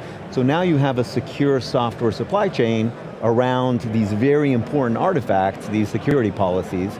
So we've basically open sourced the policy toolchain, the open policy registry, and the OPA project, the OPA runtime, can now natively support being able to import policy bundles from OCI images. So any OCI compatible policy registry, whether that be Google Cloud Registry or Google or GHCR or Amazon's registry, or even our registry, we have basically a public service that we've created called the Open Policy Registry that you can push and pull images, can create free accounts, and it's just a community resource that we've stood up. All of those can be targets for pushing and pulling policy registries. You can think of it almost like the Docker hub for policy images. That's a good analogy. Mm-hmm. Does it help with, or maybe something to work on is sort of the single point of failure as you obviously don't be the one registry to rule them all and then be the one that goes down. How do you address a challenge like that? Yeah, so we don't think of ourselves as primarily a policy registry, right? We basically think of the most important thing is the workflow. And so if your policy registry is the Azure Container Registry or the AWS container registry, that's excellent, as long as it supports the what's called the OCI, open container image format. Then we'll work with that, and just to, as a proof of concept, so to speak, and as a place to store policy containers, we've stood up the OPCR, Open Container Registry, and some of our customers use that, and many of our customers just use their existing container registries. One of the options. Exactly, that's right. Well, congratulations on the announcement. The open source project sounds exciting. You're in an interesting space. Where can folks find out about the open source and also about your product? Yeah, so if you go to openpolicyregistry.io, or for short, opcr.io, you can basically learn about that project. The policy CLI is in github.com/opcr-io/policy. So that's the open source project around that. And Certo is at acerto.com. That's ASERTO.com. And if you want to go play around with our stuff, it's very easy to go create a free account. And there's a free forever free tier. So if you have small projects that you want to just go build permissions and RBAC into your SaaS application, you can go easily do that. Great way to experiment and start out on small to eventually a big scale. So exactly. Well, congrats on the announcement again, and I wish you the best luck at the show. Omri Gazit, who's CEO with Certo. Thanks for joining us. Thank you very much. We are wrapping things up here at KubeCon and Cloud Native Con here. Well, wrapping up is a relative term. We'll see what the after party looks like. So I'm not sure we're going to have that on video.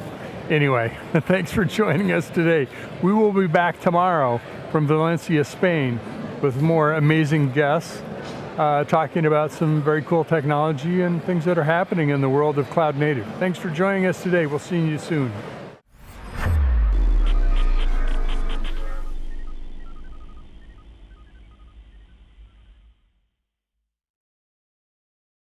CISO Talk, to hear how real-world CISOs are dealing with today's real-world issues. From enabling secure remote workers to accelerating secure cloud adoption, defending against a pandemic of security attacks and beyond. CISO Talk covers the cyber topics you want to learn about. With your hosts, Unisys CISO Matt Newfield and MediaOps CEO Alan Schimmel, featuring a revolving panel of CISO cyber experts. This is where CISOs talk. Join us on digitalanarchist.com and Techstrong.tv. This is Techstrong TV. Hey guys, thanks for the throw. We're here with Chris Noble, who's the CEO for Cirrus Nexus, and they have some tools that help you figure out what's going on with carbon emissions and IT, and we're going to be talking about all things sustainability. Chris, welcome to the show. Thanks, Michael. Really appreciate you having us. There's a perception, at least, that if I turn some hardware off in the on-premises environment and I move to the cloud, my carbon situation consumption will be better or maybe not as egregious. And I guess the question is A, is that true? And B, how much are people thinking about carbon emissions these days as it relates to IT? It's a really good question. There are a lot of things that to consider when you're moving to the cloud. So it's not that you're giving up hardware for cloud, right? You're just moving it to another piece of hardware. The idea is that with cloud, in cloud, it's more scalable. There's efficiencies of scale that go on. There are, it's a lot of shared hardware. So the idea is that you get better scalability. The challenge is if you're not monitoring it, if you're not actively managing it, it can get out of hand like anything else. So, and as far as people considering it, we find that with a lot of our clients, they're very much considering, the cost of carbon, the social impact, how much it impacts their business, but they don't always know how to monitor it and how to meter it and what it means. And, there's a lot of focus on scope 1 and scope 2 emissions, but scope 3 emissions, especially when you talk about the value chain, are also very important. So how do I keep track of what kinds of carbon emissions I'm doing in the cloud? Because, well, it's on somebody else's infrastructure. So how do I know what's going on? So good question. So a lot of companies out there are putting, have sort of an idea of what's going on with, or an idea of reporting it. So what ends up happening is you'll get some idea that you're running a certain amount of hardware which produces it. What our tool does, and what we try to do is actual look at your hour by hour emissions, how much you're causing to produce. So the real trick is, if I'm running my workloads at various utilization, whether it's sitting there idle, full load, those emissions change. So being able to monitor and be able to assign amount of carbon that's causing to be produced by that workload is really critical. And do you think also that, one of the benefits of the cloud is it's easier to run workloads up on the cloud, but ultimately I may wind up kicking off more carbon because I am running more applications in the cloud. So does that kind of create something of a catch-22? Yes, very good observation. So what we've noticed is that since it's scalable, right? So you have as much computing power on demand as you want. So you're right. So companies, particularly IT directors, get in the cloud and they find all these resources they can use and they use them. What happens sometimes is they tend to they tend to overscale a little bit. People tend to not optimize as best as possible. So what ends up happening is that it just sort of grows out of control. So yeah, in that sense, right, since it's relatively speaking, infinitely scalable for an IT user, for a company, they tend to consume more resources. So you're right; it does increase the amount of CO2 that's causing to be produced by that load. So again, kind of going back to that, if you're monitoring, optimizing it, and keeping those cost controls and carbon controls in play, you can help reduce that. Hopefully, that answered your question, Michael. Mm-hmm. Are people monitoring this these days because they're required to by law? Or is it more, the companies themselves have a greater sense of social responsibility and the movement is coming from maybe outside the IT organization, but the focus is on IT because that's an easy target? Yeah, it's at the moment, there's no real government regulations. Companies are reporting oftentimes in different parts of the world. Like we deal with a lot of work with companies in the EU and the UK as well as the US. We find that a lot of companies are self-reporting. We know that's coming. We know that government regulations are going to start requiring more reporting more frequently and more accurately. But what we're really finding in the companies that are really conscientious of ESG, of their carbon footprint, are going out currently, and they understand that by by having carbon produced to run your IT operations, that there's a social impact. There's a social cost to that carbon. There's an impact, and they look at it as impact to their business, and that can include everything from the ability to attract talent, to their investors, to partner companies. So more and more, the really cost conscious or the really carbon conscientious companies are assigning a value to carbon, and they're using that in their budget when they purchase and rent cloud computing. Do you think anybody might ever actually move a workload from the cloud back to an on-premise environment because of these carbon issues, or is that just off the table? Yeah, you're not going to really reduce carbon by doing that. For other reasons, we see some companies moving certain parts of their IT operations back to an on-prem or a different managed service, but that's mostly around redundancy or latency issues, a couple of other things that come into play. But as far as moving back to a decentralized compute, we don't see that happening. The vast majority of companies are either moving to a cloud-first policy or in a cloud-first policy or very seriously into it. We have a couple clients that they're moving that apologies. Excuse me. They're moving very much forward with cloud-first. We don't see that changing. What's involved in actually setting this up? I mean, am I deploying agent software somewhere, or is there some way to kind of figure this out with a less intrusive approach, or how does it work? Good question. So we originally started off as a cost optimization, and one thing we wanted to avoid was that it was agents, right? So our particular product is agentless. What we do is we look at utilization rates. We look at, and this is information that you can get from Azure, from AWS, from those specific workloads. We consume that, and then we apply it to both a cost and a carbon. Then we take data that we get from various sources as to the carbon intensity of the electricity being provided to those data centers or regions, cloud regions, and then we apply that carbon value. So it's agentless. It's actually pretty easy to set up. So. All right. So at some point, it sounds like somebody's going to come around and start asking these questions, but maybe, are you seeing IT people being more proactive about this because, they kind of want to market themselves within their organizations as good citizens? It's good for their brand, good for their own personal image. Absolutely. We get a lot of we have a lot of conversations with various levels of IT that are very interested in making sure that they are not going to get caught in that. Take a large company. They don't want to be seen as a dirty company. We have one of our clients is an energy major, and their stated goal is to get out of carbon. Right? They want to be in the energy production and distribution business in the future. So they take it very consciously. We have a couple other clients that understand that there is a direct impact on their reputation as to how much carbon they're causing to produce. So they're very actively doing it. We also have a lot of other clients that are just in the beginning stages, and they're trying to figure out what that impact is to them. So to answer your question directly, yes, absolutely. We see a lot of people moving more and more.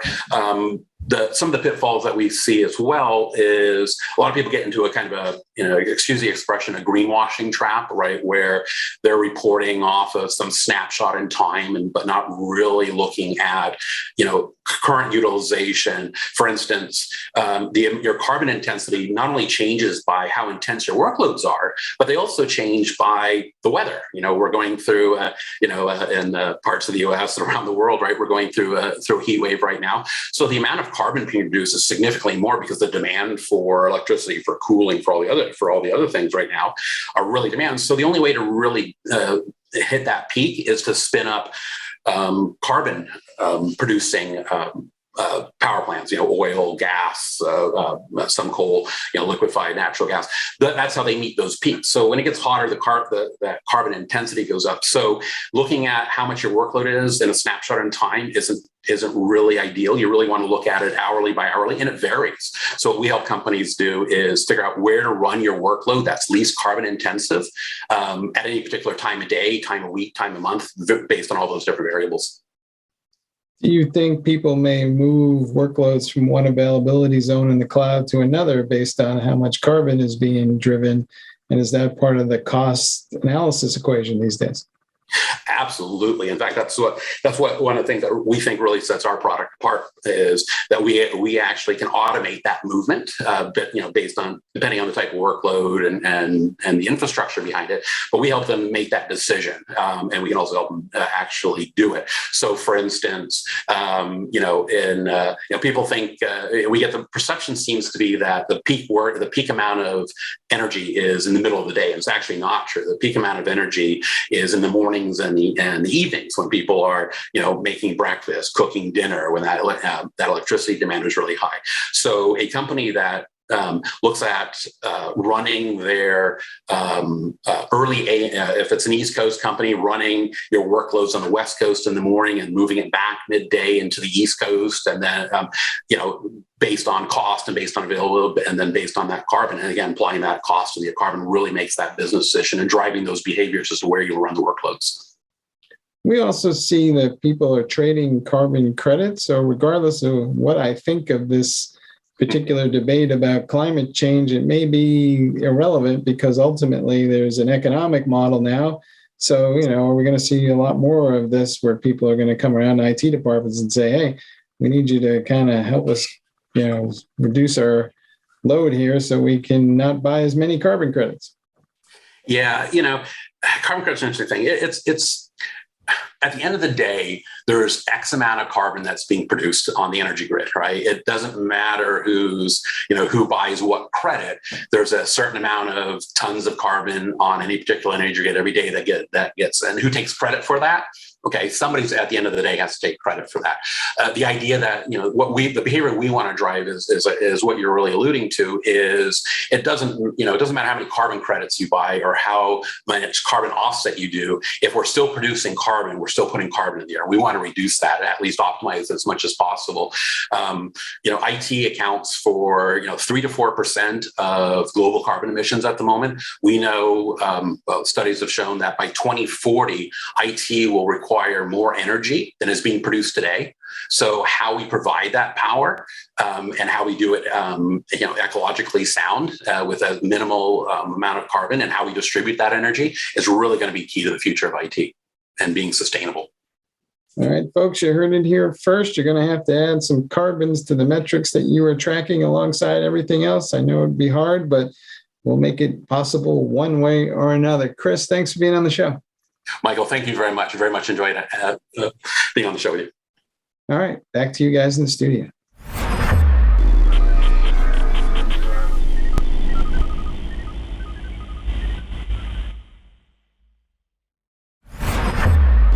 This is Techstrong TV. Hey guys, thanks for the throw. We're here with Ruby Aranashvili, CEO for Psi. They make tools that help you figure out what your actual level of risk is. And we're going to be talking about the difference between the US and Israel when it comes to cybersecurity. Ruby, welcome to the show.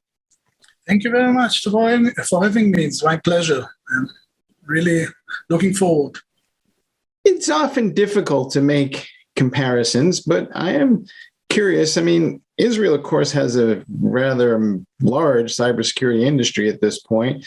But what is the difference between how organizations in Israel approach cybersecurity and what you guys may see in the United States? So I think that the industry in Israel is actually relatively large, as you mentioned. However, I think that most of the Israeli companies are not targeting the Israeli market as the main target.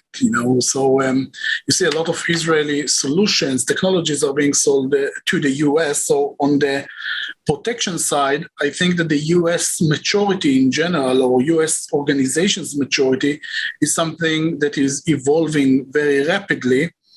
However, I think that the main difference is maybe coming from the perception of security, right? In Israel, one thing that is very clear here, that people are going in a journey that starts with the army, and in the army you learn a lot about how security, from physical security and then cybersecurity, how important it is, and then it's something that you see in your culture. So the behavior, the concept of cybersecurity as part of your daily or standard operating procedures, that's something that you see more. However, we have to say, right, also in the Israeli market, you see a lot of situations in which organizations are, by definition, immature in their approach and are doing less than required in order to protect the organizations. I think that one advantage that we have maybe is the size. We are much smaller than the US, and the US, as a huge country with multiple multinational organizations, are a very interesting target for attackers. And that starts with intent, what people are trying to achieve, and also the size factor that is by definition correlated to how vulnerable the organization can be or is, when it comes to cybersecurity. But if you ask me, the number one difference between the countries will be maybe the approach that is, integrated in the Israeli culture. That's something that in the US, it's a little bit, in a way, less in the culture. But I have to say that the organizations in the US, from cybersecurity standpoint, they are becoming more and more and more mature, actually world leading when it comes to cybersecurity solutions and capabilities. You mentioned that fact that everybody in Israel is in the armed forces at some point, and maybe everybody in the country is more used to being on something that feels like a war footing. Do you think that we in the U.S. maybe are not quite as cognizant of the fact that so many folks are trying to attack us, and we just don't think it through all the way to its logical conclusion? So I think that the awareness in the US is definitely high, but again, it's very hard, to be honest, right? It's very hard to protect organizations in the size and scale that you have in the US. Just to explain that for a second, the difference between being an offensive player, right, to be a defensive player is quite a significant difference, because as an attacker, you need to identify a single point or several points in which you can get access to the organization and, pave your way to the business critical assets. As a defender, you need to anticipate everything in order to make sure that there is no let's say, mistake, misconfiguration that you left out that will be then used against you. So it's really not a fair game. Now, I really think that the maturity level of the US is improving significantly. I really think that the awareness is there. We see that by our daily work, I have to say, right? We're working a lot with the US-based customers, and you see that the cybersecurity considerations are now part of the board discussion. That's something that you need to report to your board on a continuous basis. So definitely something that is there. From the federal perspective or federal government perspective, we see also changes. We see President Biden coming with different proposals on how to improve the connections between the government and the industry. So things are really progressing there. But again, the size, the magnitude of the organization, of the country, it's still something that is very hard to protect.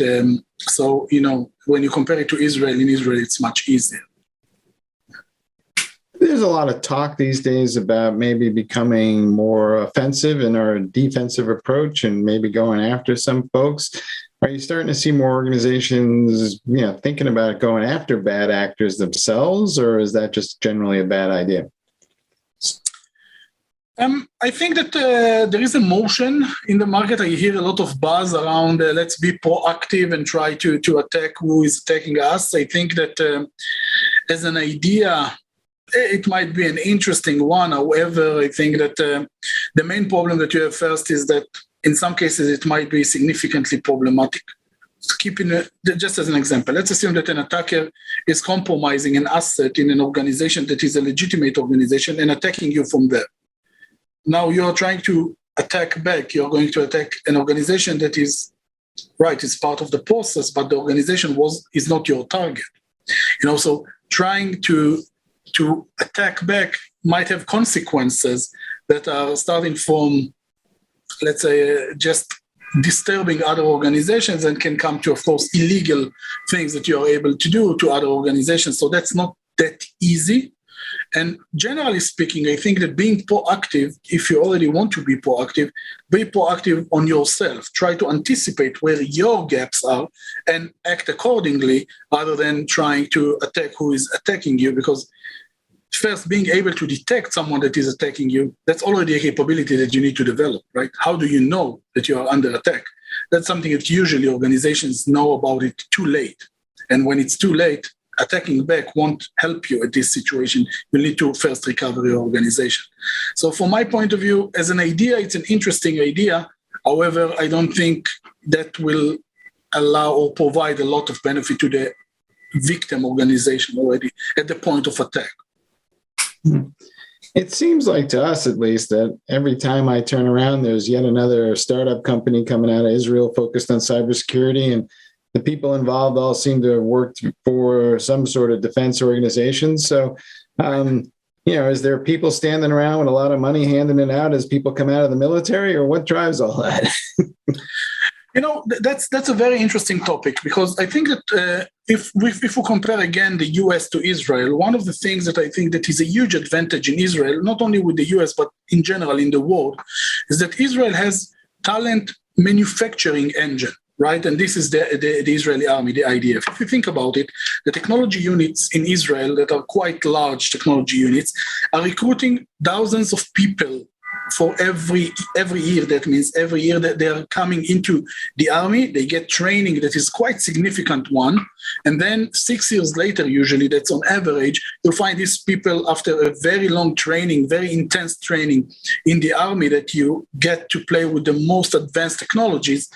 You get out and then you have a decision point, right? You need to decide either I'm going to work in a corporate or in an organization that I really want to be there, or I'm going to be more innovative in a way and try to create my own thing, right? And that's something that you see quite a lot. So people are getting the innovation spirit in the army, because you are getting this kind of atmosphere around you, because you're continuously pushed to invent more, to do more in order to deal with the challenges that we have as a small country against multiple enemies around us.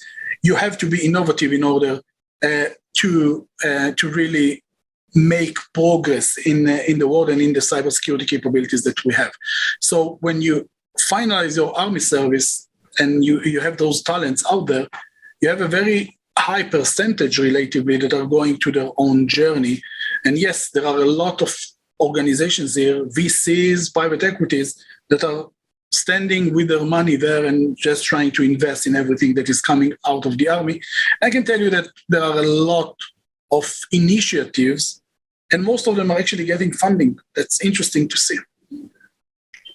One of the things we do hear about all the time is the shortage of cybersecurity expertise there is.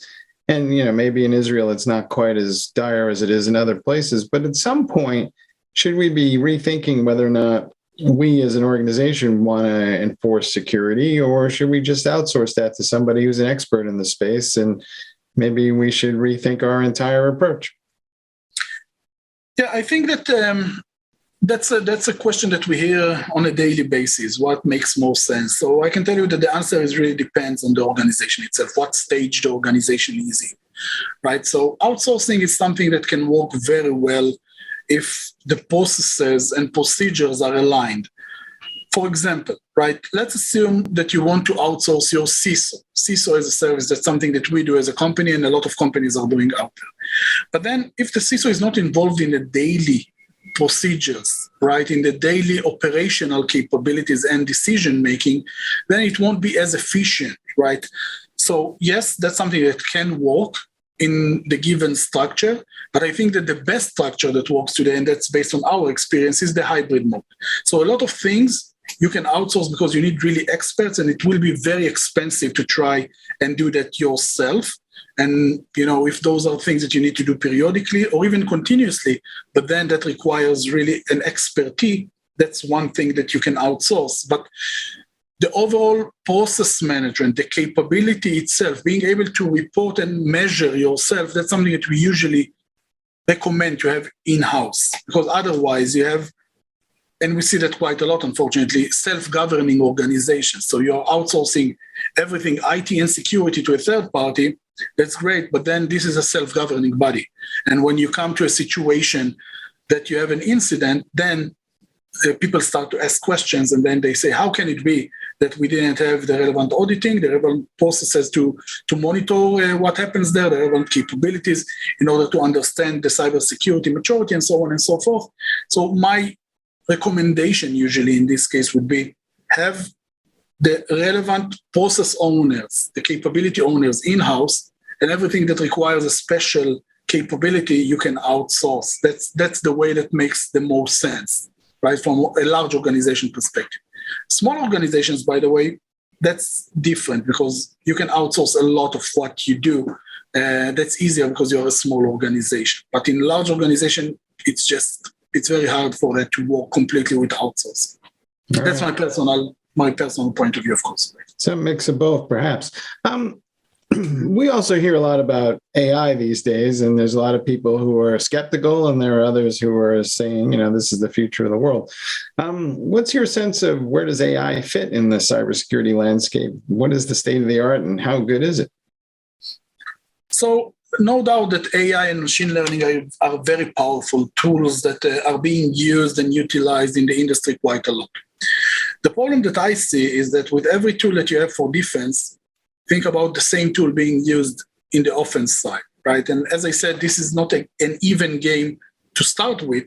And now you add those AI capabilities to the offensive players.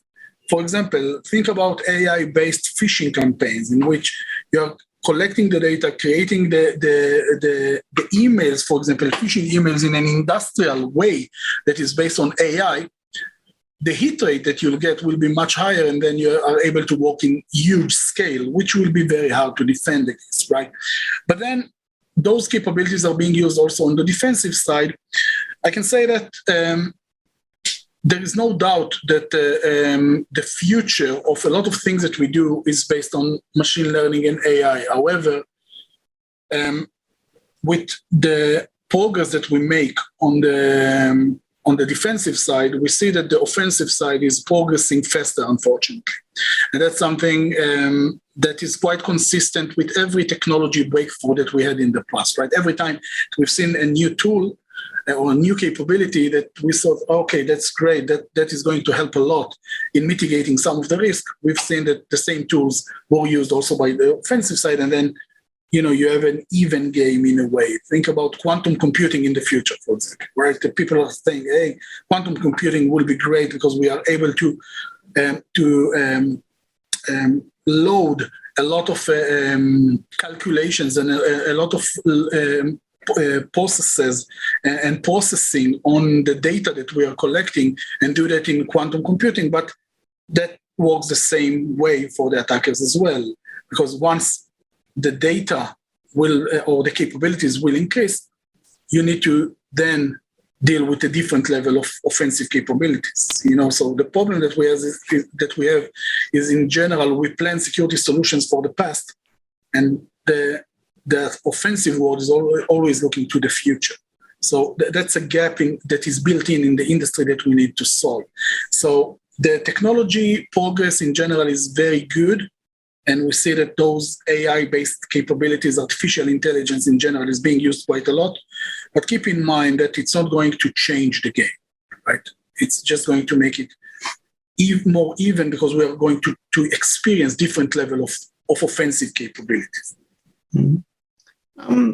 What is the level of sophistication of the bad guys these days? I mean, we tend to flip out every time there's a new zero-day vulnerability and everybody runs around with their hair on fire. And yet, if I look at the breaches and the attacks, they are all still pretty much rudimentary stuff and stuff we've known about for more than a decade. So, are the bad guys laughing at us or what? That's a very good question. So, there is a huge difference from my point of view between a zero-day, which is maybe the foothold to the organization, to the full attack scenario that is then taking place. So as you just mentioned, right, if you analyze the most common mistakes, misconfigurations, gaps, vulnerabilities that we see exploited, you always find the same. Password hygiene or user hygiene, right? You find network segmentation and segregation, administrative interfaces that are exposed, and privileged accounts that are being used. It's always the same. You see lateral movement, you see compromise of privileged accounts. And then from this privileged account, you get access to the relevant business critical assets, whether it's ransomware, whether it's data exfiltration, whether it's data integrity, whatever the impact is, it's always the same from some point. So yes, to your question, there are basic things, that are still we see that are still not being executed and done correctly. Right. And again, those are basic hygiene things. We always say back to the basics, right? If you have the basics right, then your cybersecurity maturity will be by definition higher than what we see on average in the market. So the 0 day, from my point of view, that's not the one thing that you need to be concerned with, right? Because 0 day will get you in. But then the fact that someone managed to get into the organization, the fact that this is equivalent or equal to the fact that the full organization is compromised, that's the problem. Because just getting the foothold, if you're able to detect it, even if you are not aware of the vulnerability, because it's a 0 day, you don't know that it's there. But the fact that from this point, the attacker used the same account to do lateral movement, to execute their own tools, command and control channels, and a lot of things that you can identify. The fact that that's not identified or mitigated or prevented, that's the problem. So 0 day, again, always, every time that you have an opportunity to mitigate that, that's great, but that's not the main problem. The main problem is the basic things that we see. The top 5 vulnerabilities that we see today are related to easy password or guessable password, accounts that are not using multi-factor authentication, then it's only password-based. Then we have network segmentation, segregation, administrative interfaces that are exposed, and in the end, privileged accounts that are being used on non-privileged environments. Those are the top 5. All right. So ultimately, what's your best advice to folks as they kind of figure out their risk levels and spending levels and how to strike a balance? So from our point of view, there are 2 critical elements in the process. The first is getting visibility into the technical risk profile. That means use an offensive point of view. There are multiple organizations out there, we are one of them, right, that are using either red teaming capabilities, penetration testing capabilities to map the risk profile. That means where I'm vulnerable and what is the risk level of this vulnerability. That's a very technical discussion. Second thing that you need to do is to correlate this technical data with the business considerations. In other words, assuming this attack scenario is going to happen, what will be the impact to my business? And again, it doesn't have to be accurate on the dollar value, right?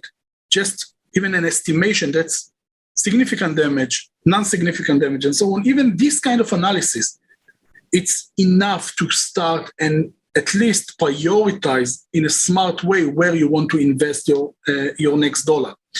Today, we see a lot of emphasis on, let's call it compliance-based security. And I want to say that very clearly, compliance is not security. If you have security, you can have compliance. That means that's derived from security. But if you have compliance, you don't have security, right? And that's something that is very important to understand. Again, compliance, government regulation, and so on, all of those are good things in order to create some kind of structure, but that's not enough, right? If you go to the NIST framework and you tick the box, right? You say, hey, I have EDR, great. I have MDR, great. I have cloud protection, great. I have my CISO in place. We are great. That's not the case, because the fact that you have the controls of the tools doesn't mean that you have the capabilities. The fact that you have capabilities doesn't mean that those capabilities are optimized. That means that they are providing full coverage and the protection level that you need. And I just remind you, you just need one mistake that the attacker will be able to identify in order to get access to the organization. So from my point of view, security, first of all, is a continuous effort. That's number 1. Second, you need to understand your risk profile. Third, correlate it to the business, and based on that, make the decisions. It has to be risk and data-driven approach. Otherwise, it wouldn't work. All right. Well, Ruby, let's hope that we're all going to collaborate more aggressively across borders to win this battle eventually. But in the meantime, circle those wagons. Hey, Ruby, thanks for being on the show. Thank you very much. My pleasure. All right. Back to you guys in the studio.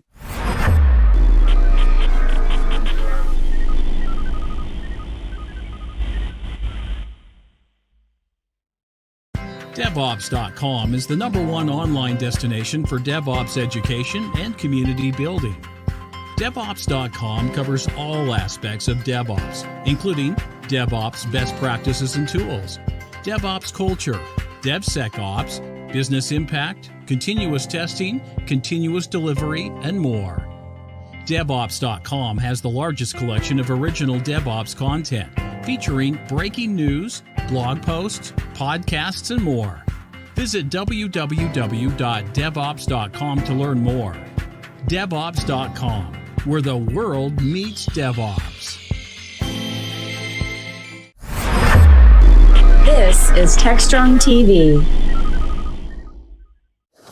Hey everyone, welcome back here. We're live at RSA conference. It's the last day of the conference. It's Thursday.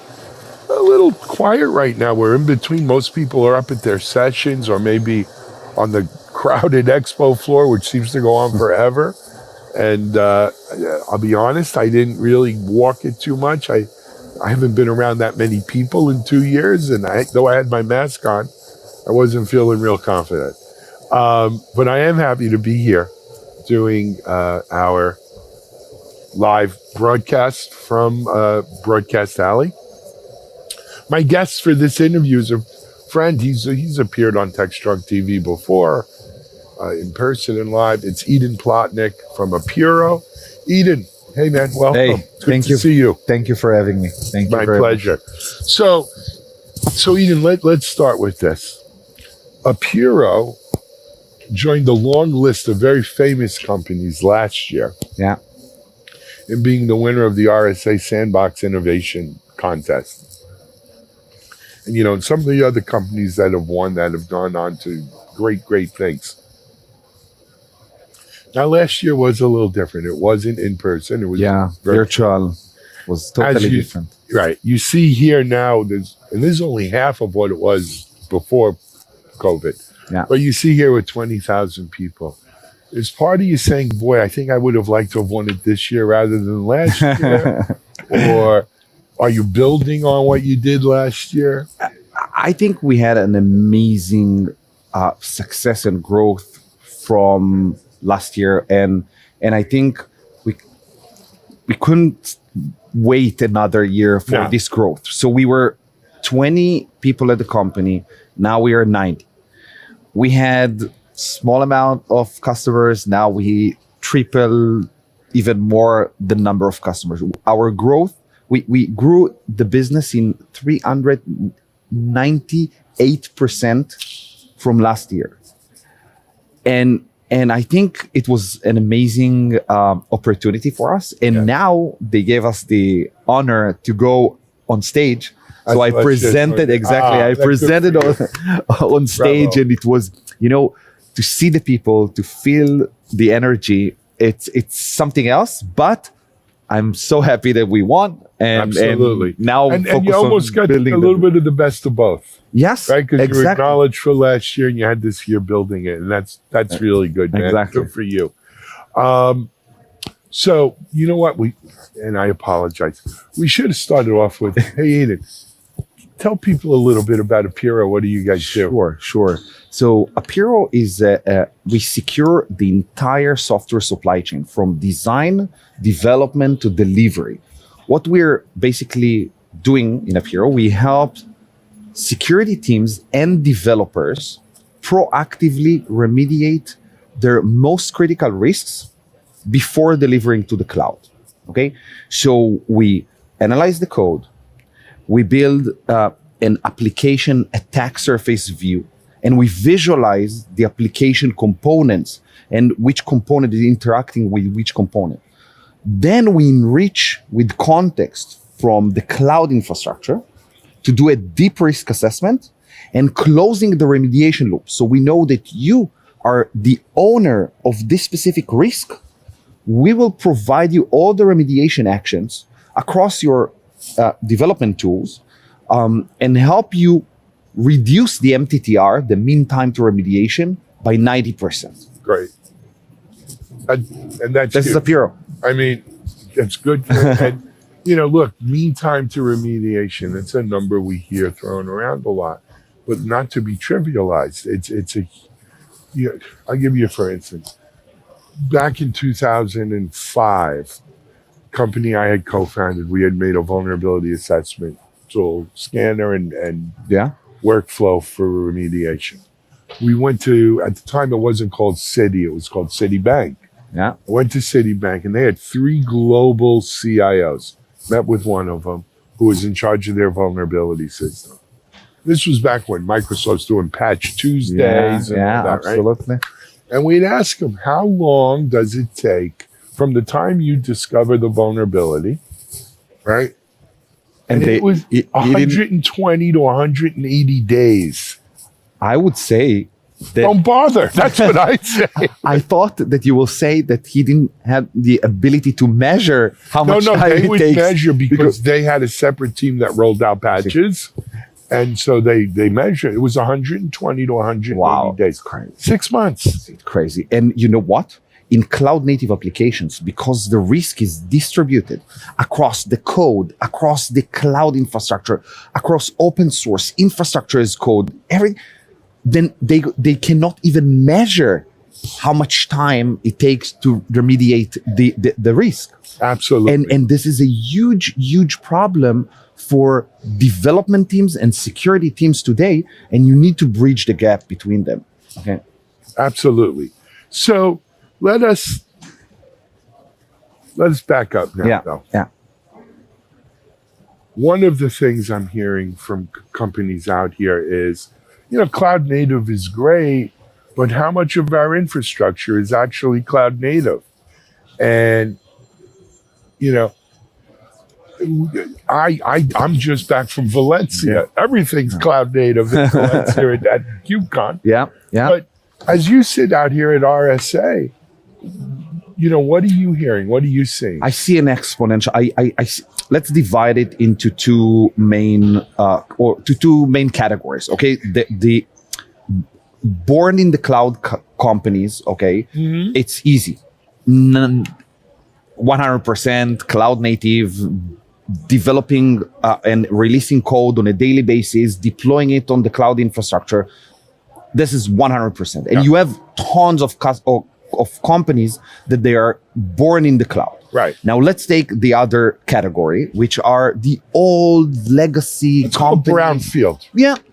They are moving a little bit, in a slow motion, but I can tell you, without mentioning names, banks that we're working with, they are moving right now. They are 40% out there in the cloud, transforming their applications. And I'm not saying lift and shift. I'm saying they are re-architecturing and building, taking the monolith and breaking down into microservices. Yeah.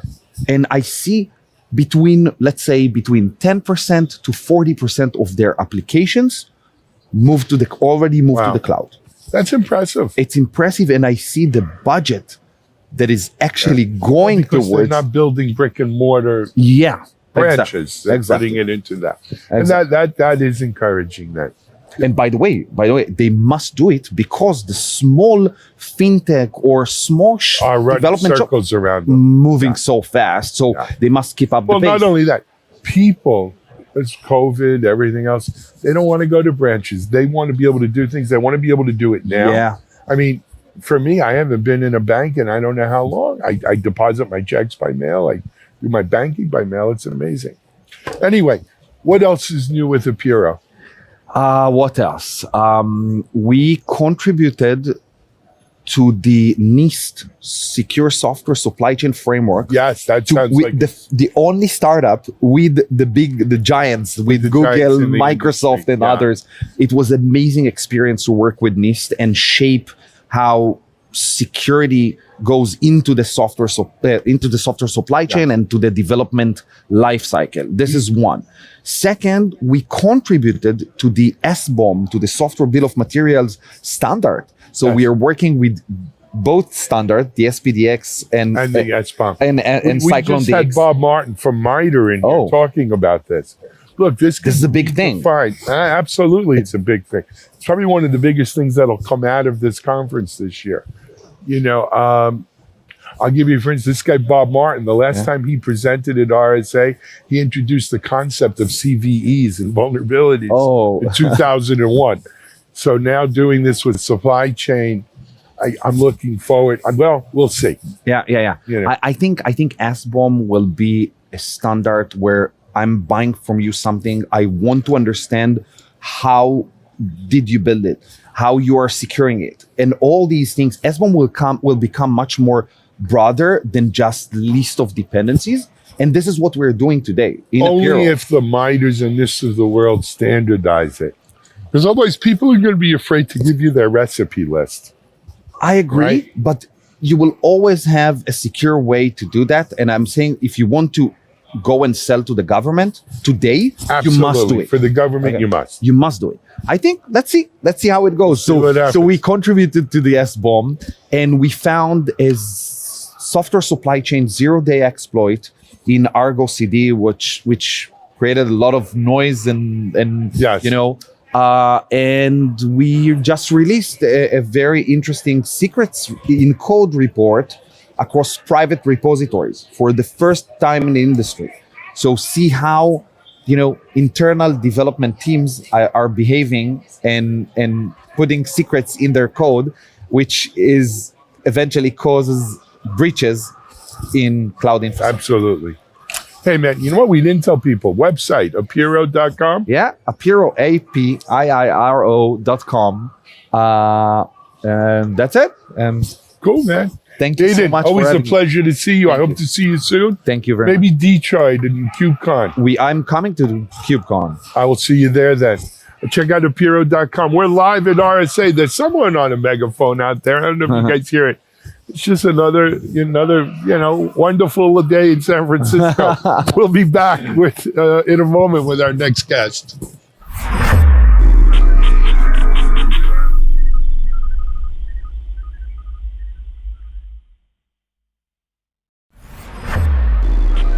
This is Digital Anarchist. Hey, we're back here live at KubeCon, Cloud Native Con, Valencia. We are in Hall 1. Traffic is picking up again. I guess sessions might have just ended. It is a lot of buzz, a lot of people out here. We're happy to be here. My guest for this session is Satya Sankaran. And welcome. Thanks for having us. Thank you. Satya is with Cloud Casa by Catalogic? Yeah. Correct. Yeah. All right. Satya, if you don't mind, look and tell our audience, tell us about the company, maybe a little bit about yourself. Yeah, I'm Satya. I'm the founder and GM of Cloud Casa. Cloud Casa is a backup as a service player in the Kubernetes ecosystem. We're a cloud-native backup service that essentially eliminates the need for a separate backup infrastructure in Kubernetes for Kubernetes users, right? So you simply log into a portal, you can scan your clusters, and we can actually back up your data sets either on-prem or to the cloud. We're also the only cloud-aware backup service. So we don't just understand Kubernetes, we're also the players that can understand your EKS service and the AKS service and leverage that for delivering centralized management, compliance, which is a big part of what you do in data protection, and also deliver cyber resilience to make sure that you are protecting your critical data assets, but also configured it correctly, because it's so easy to misconfigure something in the world of Kubernetes, so many moving parts. So we deliver all of that as a service so that without having to maintain a separate backup infrastructure. Got it, love it. Now, so you're the founder of Cloud and general manager of Cloud Casa. That was acquired by Catalogic? Is that the situation? Yeah, it's a case of a startup within a startup. Ah, right? Okay, I love those. I was the chief operating officer of Catalogic, and we were building copy data management products. That was very storage aligned. In fact, our DNA is really building products to partner with large marketplace. Got it. So we had an in-place copy data management product that was acquired by IBM in May 2021. That acquisition was foreseen by a lot of us. And there was also around the time we were investing heavily internally on making our backup applications run as microservices, containers, and so on. So we were adopting Kubernetes. When we were adopting Kubernetes, we realized that getting started with Kubernetes is a lot easier than managing Kubernetes down the road. No doubt. So there are a lot of data challenges out there. We do backup and restores well. We've done backups and restores for all the way from mainframe to storage integrated NoSQL databases. So we kind of follow wherever the data is, and we see data kind of flowing into the world of Kubernetes. So we built this Cloud Casa product line, should really be called a service line, right? So we built this Cloud Casa as a separate business line because the audience that we sell to is very different. It is a developer-focused ecosystem community. We were selling to mostly IT folks and storage folks in the other product lines. So to us, it just made sense that one, we were adopting a different service model for delivering our to a different audience. Yeah, and to a different audience. So it made sense for us to kind of align our branding with the target we were reaching out to. So that's why it's a separate business line within Catalogic, and it's a great case of actually being in a company that has been there for 20 years and actually building a product and service from ground up. And those opportunities don't come very often, so it was exciting. So what I find interesting, though, too, is, look, there are a lot of people who say, oh, backup service? Yeah, old hat. Yeah. We've been doing backups, on tape, on mainframes forever. Backup is boring. Backup is boring. But, well, number one, it's necessary. But number two, even in this world, cloud native world, there are new applications for essentially backup that are now aimed at new audiences, as you mentioned, like developers, like Kubernetes operators and so forth. And it takes what we used to call just boring backup, and now we're talking about things like data management, and which is, not even subtly, it's very different than just saying backup. Right? But it helps with that data management, and it's a vital piece of this whole process of how we deploy and run our software today. So it really is. I mean, it's backup, but it's not. Right? It's more. It's backup, but it's more. So you guys have announced some new stuff here at the show. I think you kind of referenced it a little bit, but why don't we nail that down? What have you guys announced here? Yeah, so two things. First, is called backup boring. We're happy to be the last line of defense for you. I think there is an important need for that, especially in the world of cyber attacks everywhere.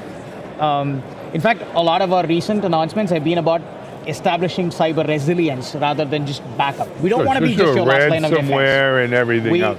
We are touching everything that is important to you. And so we deliver cyber resilience. We not only back up your data, we also make sure your data is configured correct. We run configuration scan, we run container scan, we run network scan, we check against your CIS benchmarks. In our service, when you protect your critical assets, we also make sure your critical assets are configured correctly and are not prone to vulnerabilities. So we do that as well as be your last line of defense, which is certainly something we want to do. So part of data management is cyber resilience, and I think that's what we deliver. And announcements for KubeCon, I think there are three themes in our announcements for KubeCon. One is just improving our cloud awareness. It is not enough to just know Kubernetes. Most of Kubernetes is now running in the cloud. Kubernetes is being developed as the operating system for cloud. A lot is about taking advantage of the ephemerence and the elasticity that is provided in the cloud, right? So we already support native integration with AWS EKS, which means we can talk to EKS, we can see all your clusters in one place, across all your accounts and all your regions. And we've expanded that capability to AKS as well. So we can now talk to the Azure Kubernetes service We can see all your Azure clusters across different data centers and regions, across different accounts in one place. What does it deliver? Centralized management, so you can actually see everything in one place. 2, ephemerence we talked about, which means clusters are coming up and down all the time in the world of Kubernetes. And what you see with us is we can actually sync with your environment, right? Because we can talk to the parent service, we can see when a new AKS cluster comes up. We can see when an old AKS cluster gets moved. And these things happen so often that I think being able to be in sync with your cloud accounts is very important. Absolutely. 3, we know how your cluster is now actually configured, right? Kubernetes itself has an envelope on top, which is what is used by AKS and EKS. So we know how your AKS clusters are configured. We actually back up that metadata as well. We not only back up what is inside Kubernetes, we also back up how a cluster is configured. And that information is also protected. So when we restore, we can spin up a new cluster automatically in the same service that looks just like what it was when we backed it up. Today, all our other products out there require you to have a functional cluster created first. You have to configure the network, you have to install the agent before the first byte moves from the cloud. Who's got time for that, right? So a lot of what we do is to ensure, because we can now talk to the cloud provider, because we know how your cloud cluster is configured, we can leverage that information and simply bring that up quickly on the other side. Well, you know, look, if these kinds of things at scale, we can't afford the learning curve. We can't afford to say, hey, go here, let me tell you about my infrastructure, let me tell you about my config. We need things that are almost kind of self-aware, if you will, that go out and do their job. They figure that out and just get it done. You know, my friend Brad Feld used to call that auto magic. Yeah, right? Exactly. Like, I don't know how it works, but it works. It just works. It works. I just want it to work. Yeah. This is something that I need done. I need it to work. Yeah. And that's it. And then if you can make that happen, you've got a beautiful service. Yeah, So. in our ecosystem is all about, Kubernetes is complex. Let's not run away from that, right? So many moving parts. There's no denying. Yeah, no denying that. So I think part of what our ecosystem players like us need to do is really make that technology more accessible. Because that's what's going to make it happen. Yeah, like you mentioned, I don't know how it works, but it just works. And I think that's the state we want it to go to. That's what I want. Yeah. Exactly. Yeah. Hey, man, I want to thank you for joining us. We didn't mention, where do people get more information? Yeah, just go to cloudcasa.io. Cloudcasa.io. Yeah. CLOUDCASA.io. Yeah, it's your smart home and cloud. I love it, man. Thank you. Thank you very much. Hey, we're going to take a break here in Valencia. We'll be back in a moment with more great interviews and information. It's a great event. We'll see you soon.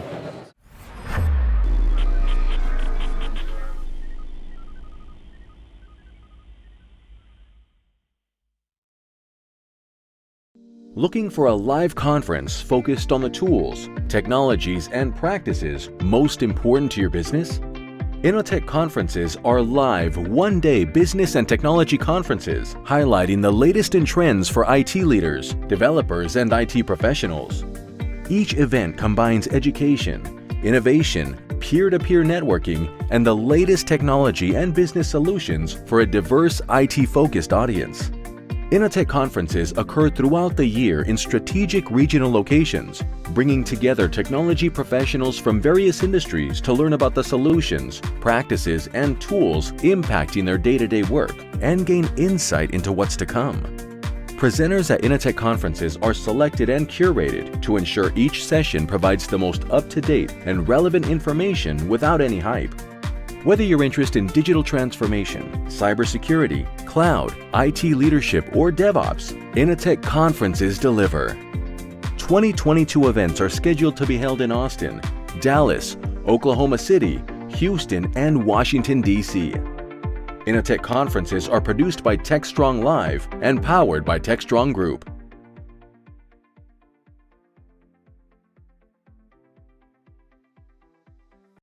Hi again, everyone. I hope you all enjoyed today's episode of Techstrong TV. Our hosts met with some of the best and brightest to give you insight into the most pressing topics from around the tech industry. From RSA to KubeCon Cloud NativeCon to View with Vizard, today's show was filled with incredible content. We'll be back again on Monday, so please join us for that. Once again, thanks for watching and have a great weekend. As always, stay strong, tech strong.